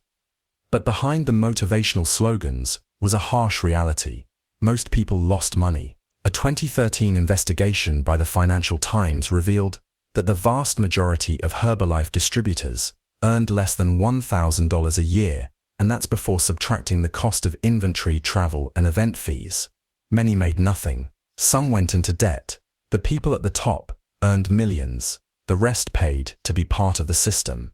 That same year, billionaire investor Bill Ackman took aim at Herbalife. He announced a $1 billion short position against the company, calling it the best managed pyramid scheme in the history of the world. He released hundreds of pages of research, showing how Herbalife's business model relied more on recruitment than retail sales, and how it targeted vulnerable populations with misleading income claims. Ackman's campaign was public, aggressive, and controversial. He pressured regulators, testified before Congress, and launched a media blitz. Herbalife hit back. The company denied all allegations, called Ackman a market manipulator, and ran ads defending its business. Meanwhile, another billionaire investor, Carl Icahn, took the other side of the bet. He bought a large stake in Herbalife and became its loudest defender. The fight turned into Wall Street theater, two billionaires battling over whether Herbalife was a scam or a misunderstood business. But while the headlines focused on the drama, real people were still being recruited, still buying inventory they couldn't sell, and still attending motivational events that promised financial freedom, but delivered very little. This is where the psychology becomes critical. MLMs like Herbalife don't rely on logic, they rely on emotion, specifically hope and belief in upward mobility. They use affinity fraud, targeting specific communities through shared language, religion, or cultural identity. A distributor speaks at a church, in Spanish, to a crowd of new immigrants, telling them they can earn money without needing fluent English or a college degree. The pitch isn't just financial, it's personal. They also exploit survivorship bias. Every promotional video shows the one person who got rich, not the thousands who failed. The success story becomes the proof, and anyone who doesn't make it is told they just didn't try hard enough. Events are designed to generate emotion, music, cheering, testimonials. This creates group reinforcement. Attendees don't just believe in the company, they believe in each other. That makes it harder to walk away, even when the math doesn't add up. The US Federal Trade Commission, FTC, investigated Herbalife, and in 2016 reached a settlement. The company paid $200 million and agreed to restructure its compensation model. The FTC didn't officially call it a pyramid scheme, but said Herbalife had deceived consumers and misled recruits about their chances of success. The company survived. Its stock rebounded. It made changes, more focus on retail sales, more disclosures, stricter income claims. But the business model remains. Recruit. MLMs continue to thrive worldwide, in health, beauty, even crypto. Some disguise themselves with slick branding. Others wrap themselves in self-help language. But the structure is the same. Money flows up. The illusion flows down. Herbalife's story isn't just about one company. It's about a business model built on endless optimism, manufactured success, and systemic failure for the majority of participants. WeWork. When hype became a business model, WeWork was supposed to change how people worked. It started as a simple idea. Take office space, break it into smaller units, and rent it to freelancers, startups, and growing companies. But that wasn't the story it sold. Under the leadership of co-founder and CEO Adam Neumann, WeWork claimed to be more than real estate. It was a tech company, a movement, a state of consciousness. Neumann didn't just lease office space. He said he was going to elevate the world's consciousness. For a while, people believed him. At its peak, WeWork was valued at $47 billion. It had over 500 locations in more than 100 cities. It was backed by SoftBank, JP Morgan, Goldman Sachs, and dozens of major investors. The company's branding was sleek. Its mission was global. Its image was untouchable. And it was bleeding money. The core business model was simple but risky. WeWork signed long-term leases on office buildings, then rented them out short-term. This created a massive liability. If occupancy dropped or rents fell, the company would be stuck paying for empty space. And as the company grew, so did the burn rate. It lost billions each year. But instead of slowing down, Neumann pushed harder. He expanded into education with WeGrow, a private school. He announced plans for WeLive, shared living spaces. He pitched fitness centers, wave pools, and a vague idea called WeBank. Internally, WeWork was a real estate company, pretending to be a tech company, and investors paid tech company prices. The scam wasn't about fake numbers. The numbers were real and terrible. The scam was the illusion of innovation. WeWork used language to blur the truth. It called itself a space-as-a-service platform. It claimed to use algorithms to optimize office layouts. It compared itself to Uber and Airbnb, companies that scaled fast and disrupted entire industries. But in reality, WeWork's core value was renting desks with coffee and free beer. The marketing was brilliant. The execution was not. Adam Neumann became the face of the company's rise, and eventually, its collapse. He presented himself as a visionary. He spoke in grand, vague terms. He told staff they were part of a revolution. He surrounded himself with celebrities, spiritual advisors, and hype men. Internally, employees worked long hours, burned out, and churned through unrealistic goals. Neumann made himself irreplaceable, not just as CEO, but as a symbol, and he exploited that power. He sold his own stock while encouraging employees to hold on to theirs. He had WeWork lease buildings he personally owned, profiting from both sides. He trademarked the word "we" and sold it to the company for nearly $6 million. These weren't crimes. They were legal, but ethically rotten. The breaking point came in 2019, when WeWork filed for its long-awaited IPO. For the first time, investors got a detailed look at the company's finances, and what they saw was chaos. The IPO filing showed massive losses, questionable leadership, and almost no path to profitability. So the public reaction was immediate and brutal. The valuation dropped from $47 billion to almost nothing in weeks. The IPO was cancelled. Neumann was pushed out by the board. SoftBank took control, bailed out the company, and tried to clean up the damage. Neumann walked away with a golden parachute worth hundreds of millions. WeWork survived, but barely. It restructured, downsized, and went public again in 2021 through a SPAC deal at a fraction of its original value. By 2023, the company was once again in crisis, closing locations, losing money, and facing eviction lawsuits. In 2023, it filed for bankruptcy. The psychology behind WeWork's rise wasn't just investor greed, it was mass delusion, fed by storytelling. Investors wanted to believe in the next unicorn. Employees wanted to be part of something meaningful. Everyone ignored the obvious. The burn rate, the lack of tech, the reckless spending, because they were hypnotized by charisma and vision. This is called narrative bias, the tendency to believe in stories more than data. Neumann didn't present spreadsheets. He presented a dream, and dreams, when wrapped in the right buzzwords, get funded. It also relied on confirmation bias. Early believers told themselves that doubters didn't get it. The more money poured in, the more legitimate the company seemed, even as losses grew. The WeWork story isn't just a failed startup. It's a modern example of how charisma, branding, and soft language can override fundamentals. Neumann didn't hide the truth. He drowned it in mission statements. In the end, WeWork wasn't a tech revolution. It was a real estate company with a good story, until the story fell apart. Next, we leave the world of offices and unicorns and step into something stranger, a psychic hotline empire that made millions by pretending to see the future. Miss Cleo and the business of belief. Enron, the company that sold thin air. In the late 1990s, Enron was America's darling. It was hailed as the most innovative company in the country. Wall Street loved it. Politicians praised it. Fortune magazine named it America's most innovative company 6 years in a row. His stock peaked at $90 per share. On paper, it was worth over $70 billion. Then almost overnight, it collapsed. In December 2001, Enron filed for bankruptcy. Investors lost everything. Thousands of employees lost jobs, pensions, and retirement savings. The company had been faking its success for years. Behind the numbers was nothing.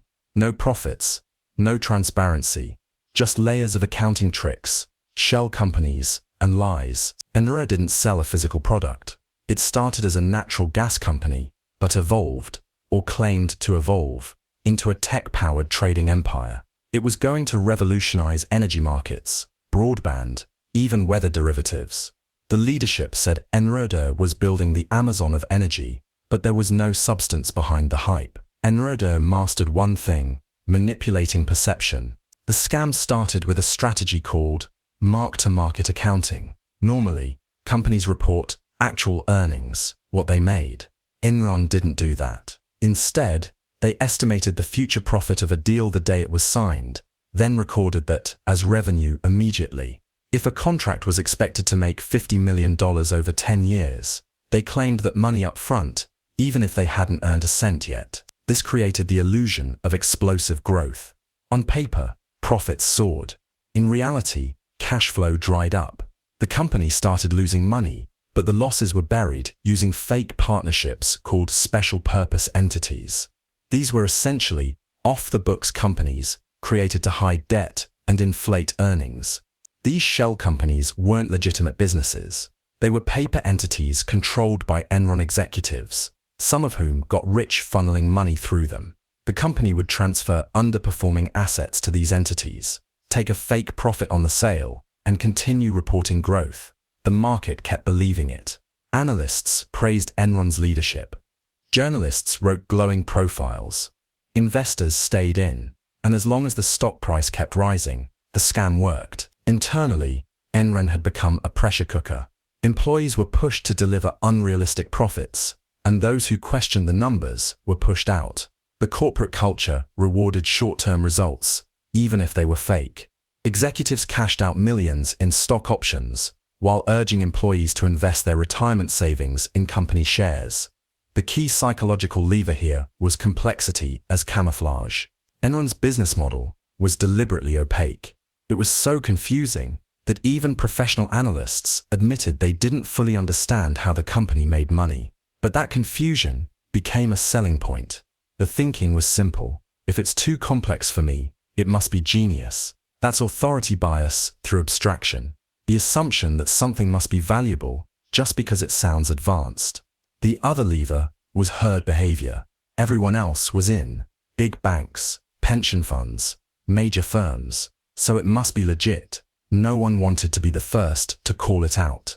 No one wanted to be against the golden child of Wall Street. But the numbers didn't add up forever.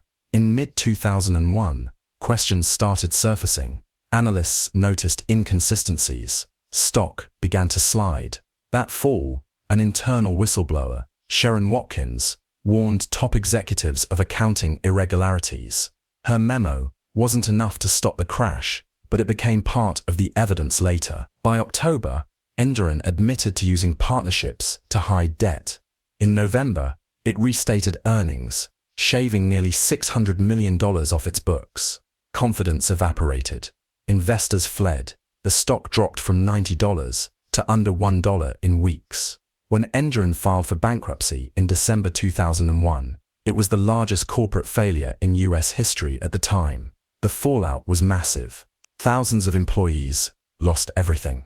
Arthur Andersen, one of the world's biggest accounting firms and Enron's auditor, was found guilty of obstruction of justice for shredding documents. The scandal destroyed the firm. Congress launched investigations. The scandal led to sweeping reforms, most notably the Sarbanes-Oxley Act, which tightened corporate accountability and oversight. Enron CEO Jeff Skilling and former chairman Ken Lay were charged with conspiracy fraud and insider trading. Skilling was sentenced to 24 years in prison. Lay died of a heart attack before sentencing. CFO Andy Farstow, the architect of many of the fake partnerships, took a plea deal and served 6 years. Enron didn't collapse because of a single bad deal or sudden market shift. It collapsed because it was never real. It was a corporation built on image, trust, and aggressive deceit, a house of cards that stood for years because no one wanted to admit it might fall. The company mastered the language of innovation, the aesthetics of success, and the performance of legitimacy, but the foundation was empty. What made Enron dangerous wasn't just the fraud, it was how many people wanted to believe the story. They ignored warning signs because the stock was rising, because the executives were famous, because asking too many questions felt uncomfortable. That's what made the scam work. Silence, complexity, and the belief that someone else had already done the homework. The South Sea Bubble, when the empire bought hot air. In the early 1700s, Britain was in debt. War after war had drained the treasury. To solve this, the government turned to a company, the South Sea Company, and handed it a golden opportunity: take on a portion of the national debt, and in return, receive exclusive trading rights with South America. On paper, this was a brilliant solution.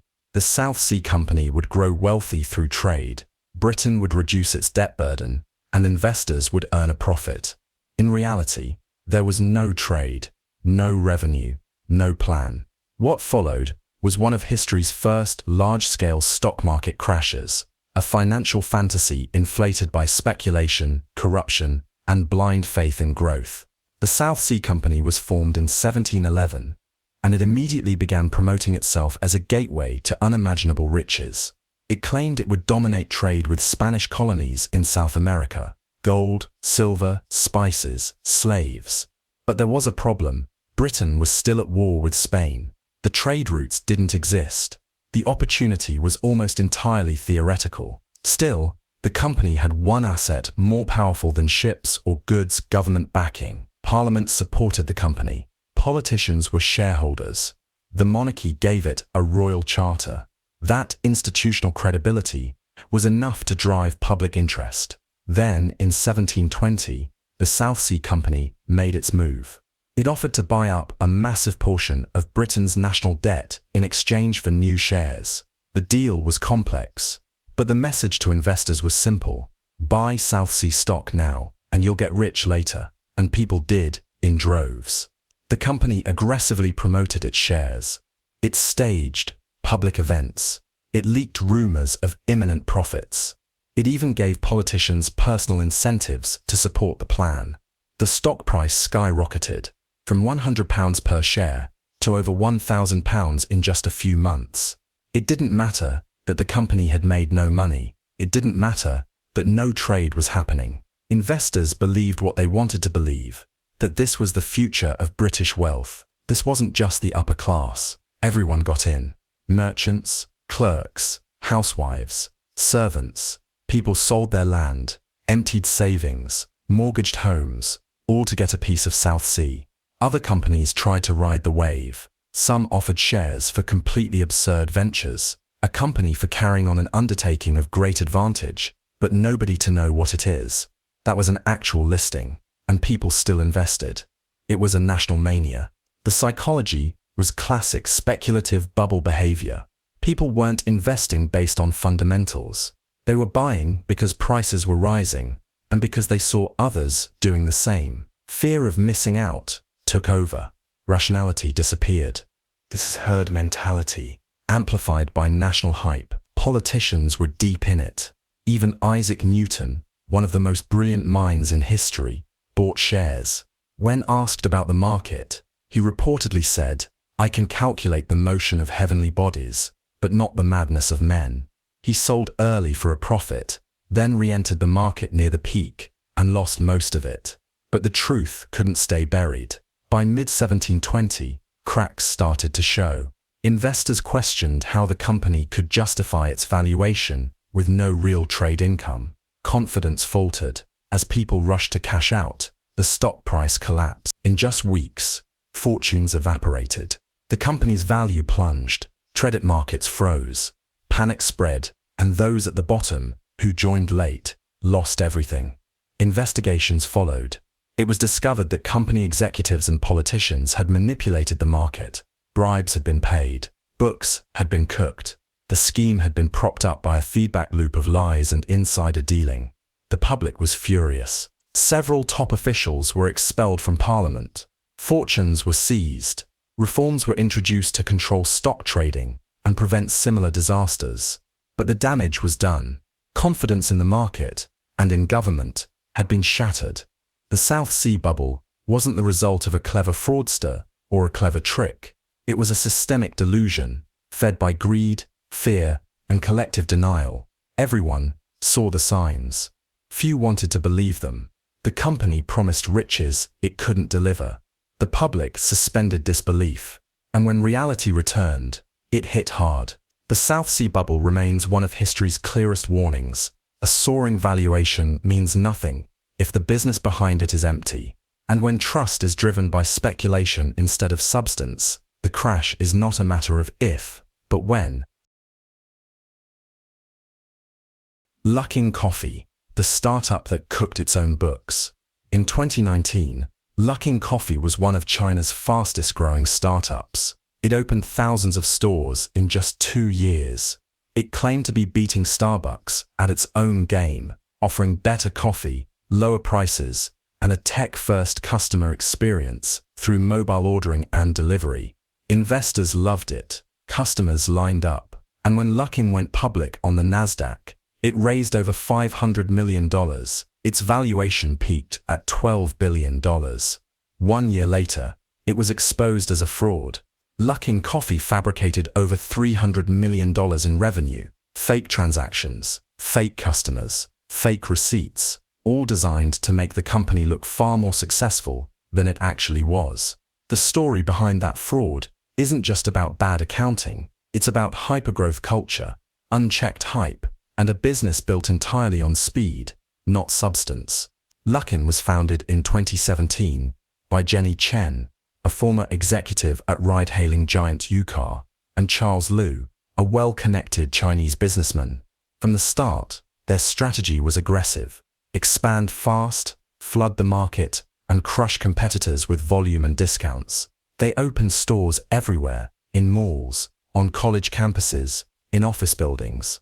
By 2019, they had more stores in China than Starbucks. Their app made ordering fast, discounts made coffee cheap, and venture capital made losses irrelevant. The goal wasn't profit, it was domination. But behind the scenes, Luckin's rapid rise was a performance. The company created fake transactions by having employees and third parties buy products that were never delivered. These fake orders were reimbursed through shell companies, so they showed up as legitimate revenue on the books. The numbers looked incredible. Same-store sales were soaring. Growth looked unstoppable. This deception wasn't done in secret by a rogue employee. It was orchestrated from the top. In early 2020, short seller firm Muddy Waters Research received a whistleblower report. It was hundreds of pages long, filled with photos, receipts, and video surveillance showing empty stores with no real customers. The firm launched its own investigation, deploying over 90 full-time employees across China to count foot traffic and audit transactions. In January 2020, Muddy Waters published its findings. Luckin was cooking its books. The company denied everything. Executives attacked the report, calling it misleading and false. The stock dipped, then recovered, as some investors assumed it was another hit piece. But in April 2020, Luckin admitted it had fabricated more than $300 million in sales during 2019. The company's COO, Jian Liu, was named as the architect of the fraud. Several other employees were implicated. The board launched an internal investigation. The damage was immediate. Luckin's stock plunged 80%. The Nasdaq delisted the company. The CEO and COO were fired. Class action lawsuits followed. Chinese regulators fined the company over $8 million. The US Securities and Exchange Commission later charged Luckin with fraud, resulting in a $180 million settlement. Investors, including major firms, lost hundreds of millions. So, how did a company get this far without being caught? The answer lies in the hunger for the next unicorn. Investors wanted China's version of Starbucks, a tech-driven retail miracle, and Luckin fit the narrative. It had explosive growth, slick branding, a charismatic founder, and above all, it had momentum. This is narrative investing, when people invest in a story rather than fundamentals. Numbers that support the story are trusted. Numbers that don't are ignored. Everyone wants to get in early on the next big thing. Luckin also took advantage of blind trust in emerging markets. Foreign investors often rely heavily on a company's internal reports and third-party auditors. But when those reports are fake and those auditors are misled or complicit, there's no safety net. The fraud wasn't complicated. It wasn't some intricate financial loophole. It was basic. Fake sales, fake customers, fake receipts. What made it powerful was the scale and the belief that no one would dare question such a fast-growing, well-funded company. Even after the scandal, Luckin didn't disappear. Under new management, the company restructured. She shut down unprofitable stores, raised new funds, and continued operations in China.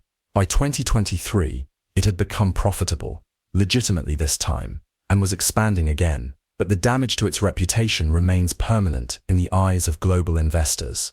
The Luckin scandal proved that fraud isn't always committed by desperate companies in decline.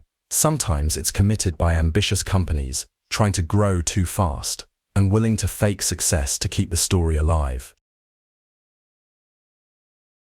Miss Cleo, the psychic who couldn't see the lawsuit coming.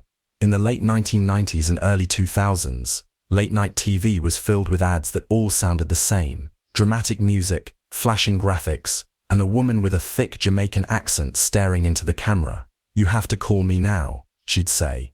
"I see you in a situation, honey, but it's not your fault." That woman was Miss Cleo, the face of the Psychic Readers Network. She claimed to be a gifted shaman, able to read tarot cards and guide people through life's hardest decisions. Viewers believed her. Millions called. But Miss Cleo wasn't a psychic. She wasn't even Jamaican, and the psychic hotline was one of the most profitable and deceptive scams of its era. Here's how it worked. TV commercials advertised a free psychic reading. Just call the number. The hook was irresistible. Fast answers, emotional comfort, spiritual insight. People called thinking they'd get advice or clarity. But once on the line, they were routed through a maze of voice prompts, scripted operators, and hold music that stretched on long enough to start charging fees. What began as a free call quickly turned into $4.99 per minute. And most calls lasted 20 minutes or longer. Some stretched past an hour. The average bill? Over $60. Some topped $1,000. The people on the other end weren't trained psychics. They were call center workers reading from scripts. Many didn't believe in psychic powers at all. Their job wasn't to give guidance. It was to keep the caller on the line as long as possible. Miss Cleo didn't take the calls herself. She was a paid actor. Her real name was Yori Del Harris, born and raised in Los Angeles. The Jamaican accent? Fake. The backstory? Invented. She wasn't a shaman. She was a playwright and voice actor hired to play a role. The company behind her, the Psychic Readers Network, made hundreds of millions of dollars off the scam. They ran thousands of ads, operated 24/7 phone banks, and tracked performance metrics on how long each employee could stretch a conversation. It was psychological manipulation disguised as entertainment, and it worked. The scam relied heavily on emotional vulnerability. People didn't call because they were bored. They called because they were heartbroken, scared, or desperate. A cheating partner, a sick relative, a lost job. The psychic on the line didn't need to be accurate. They just needed to sound comforting, mysterious, and confident. This is known as cold reading, a technique where the speaker makes vague statements and watches for reactions. They say things like, "You've been feeling unsure lately," or "There's someone in your life you're not sure you can trust." The caller fills in the blanks. The psychic adjusts. It feels personal, but it's not. It's a formula. The scam also exploited sunk cost fallacy. Once a caller had spent $10 or $20, they didn't want to hang up without answers. They stayed longer, hoping for closure, hoping their investment would finally pay off. Eventually, the complaints added up. In 2002, the Federal Trade Commission filed a lawsuit against the Psychic Readers Network. The allegations were clear: deceptive advertising, fraudulent billing, and false claims. The company agreed to a $500 million fine, though most of it was never paid. They were also barred from marketing psychic services in the same way again. Miss Cleo herself was not the mastermind. She was a performer. She didn't own the business, but her face and her fake accent became the symbol of the con. She faded from the public eye after the scandal, occasionally appearing in parody sketches or interviews. She died in 2016 from cancer. The Miss Cleo scam wasn't just about money. It was about trust. It targeted people at their most vulnerable moments and sold them false hope by the minute. What made it work wasn't supernatural power. It was understanding how people think under stress. When someone's afraid or grieving, they want certainty, they want comfort, they want someone to tell them things will be okay. That's what Miss Cleo offered for $4.99 a minute. Binary options scam. It starts with a banner: make $500 a day from home. Invest like a pro, no experience needed. Join thousands who've unlocked financial freedom. You click. The website looks legit. Sleek interface, flashing stock tickers, video testimonials. You sign up. Within hours, your phone rings. The voice on the other end is confident, friendly. A man with a European accent who says he's your personal account manager. "Welcome to the team," he says. "Let's make you some money." That's how thousands of people, retirees, single parents, teachers, drivers, students, were pulled into the world of binary options. It sounds simple. You predict whether the price of an asset, a stock, a currency, oil, will go up or down in a fixed amount of time. If you're right, you win. If you're wrong, you lose your stake. Each trade takes 60 seconds. Quick, exciting, like a video game, but with real money. At first, You win. You start with $250. It becomes $400. Your broker cheers you on. You've got a natural instinct, he says. He offers you a bonus. The platform will double your deposit. All you need to do is wire more money. You do. And then the tide shifts. Suddenly, your trades start losing. The platform freezes. You try to withdraw your money and are told you can't until you meet certain conditions. Your personal broker disappears. The phone number stops working. Your dashboard still shows a balance, but you can't touch it because it was never real. This is the binary options scam, and it didn't happen in back alleys. It happened through glowing screens, convincing voices, and fake dashboards that made you feel like you were part of the market.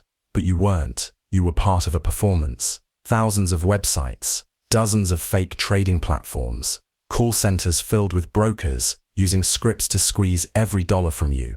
They said they were in London, Zurich, Tokyo. They were actually in unmarked offices, many of them in Israel, where the industry quietly boomed between 2010 and 2017. Each broker handled dozens of clients a day. They were trained to build rapport, trigger urgency, and apply psychological pressure. This wasn't finance, it was theater, with you as the mark. That's the scam's genius. There was no need to convince you to chase millions. Just convince you that you were already winning. That's false progress framing, giving early success to build trust and make the victim feel lucky, even skilled. Once hooked, victims deposited more and more. $1,000 became $5,000. $10,000 became $50,000. Some mortgaged their homes, others emptied retirement funds. They believed they were investing. They were gambling on a rigged machine. Because the truth is brutal, the platforms didn't connect to real markets. The prices were manipulated. The outcomes were pre-decided. And when journalists and regulators started asking questions, the stories that surfaced were devastating. One woman in Canada lost $200,000. A father in Australia lost his entire pension. In the US, investors were scammed out of millions, all by companies that disappeared overnight. Some of the worst actors used deep fake news clips, fake endorsements by Elon Musk or Warren Buffett, even fabricated interviews with CNN-style branding. That's authority laundering, using false symbols of credibility to make the lie look official. By 2017, the industry had grown so large and so global that the Israeli government, once hesitant to act, was forced to ban binary options entirely. But the scammers simply moved. They changed the product names from binary options to forex bots, crypto platforms, AI trading apps. The promise remained: fast profits, low risk, act now. Because the psychology never changed. They weren't selling trades. They were selling a feeling. The feeling of being smart, of being ahead, of finally cracking the code. But the only real trade that happened was hope for nothing.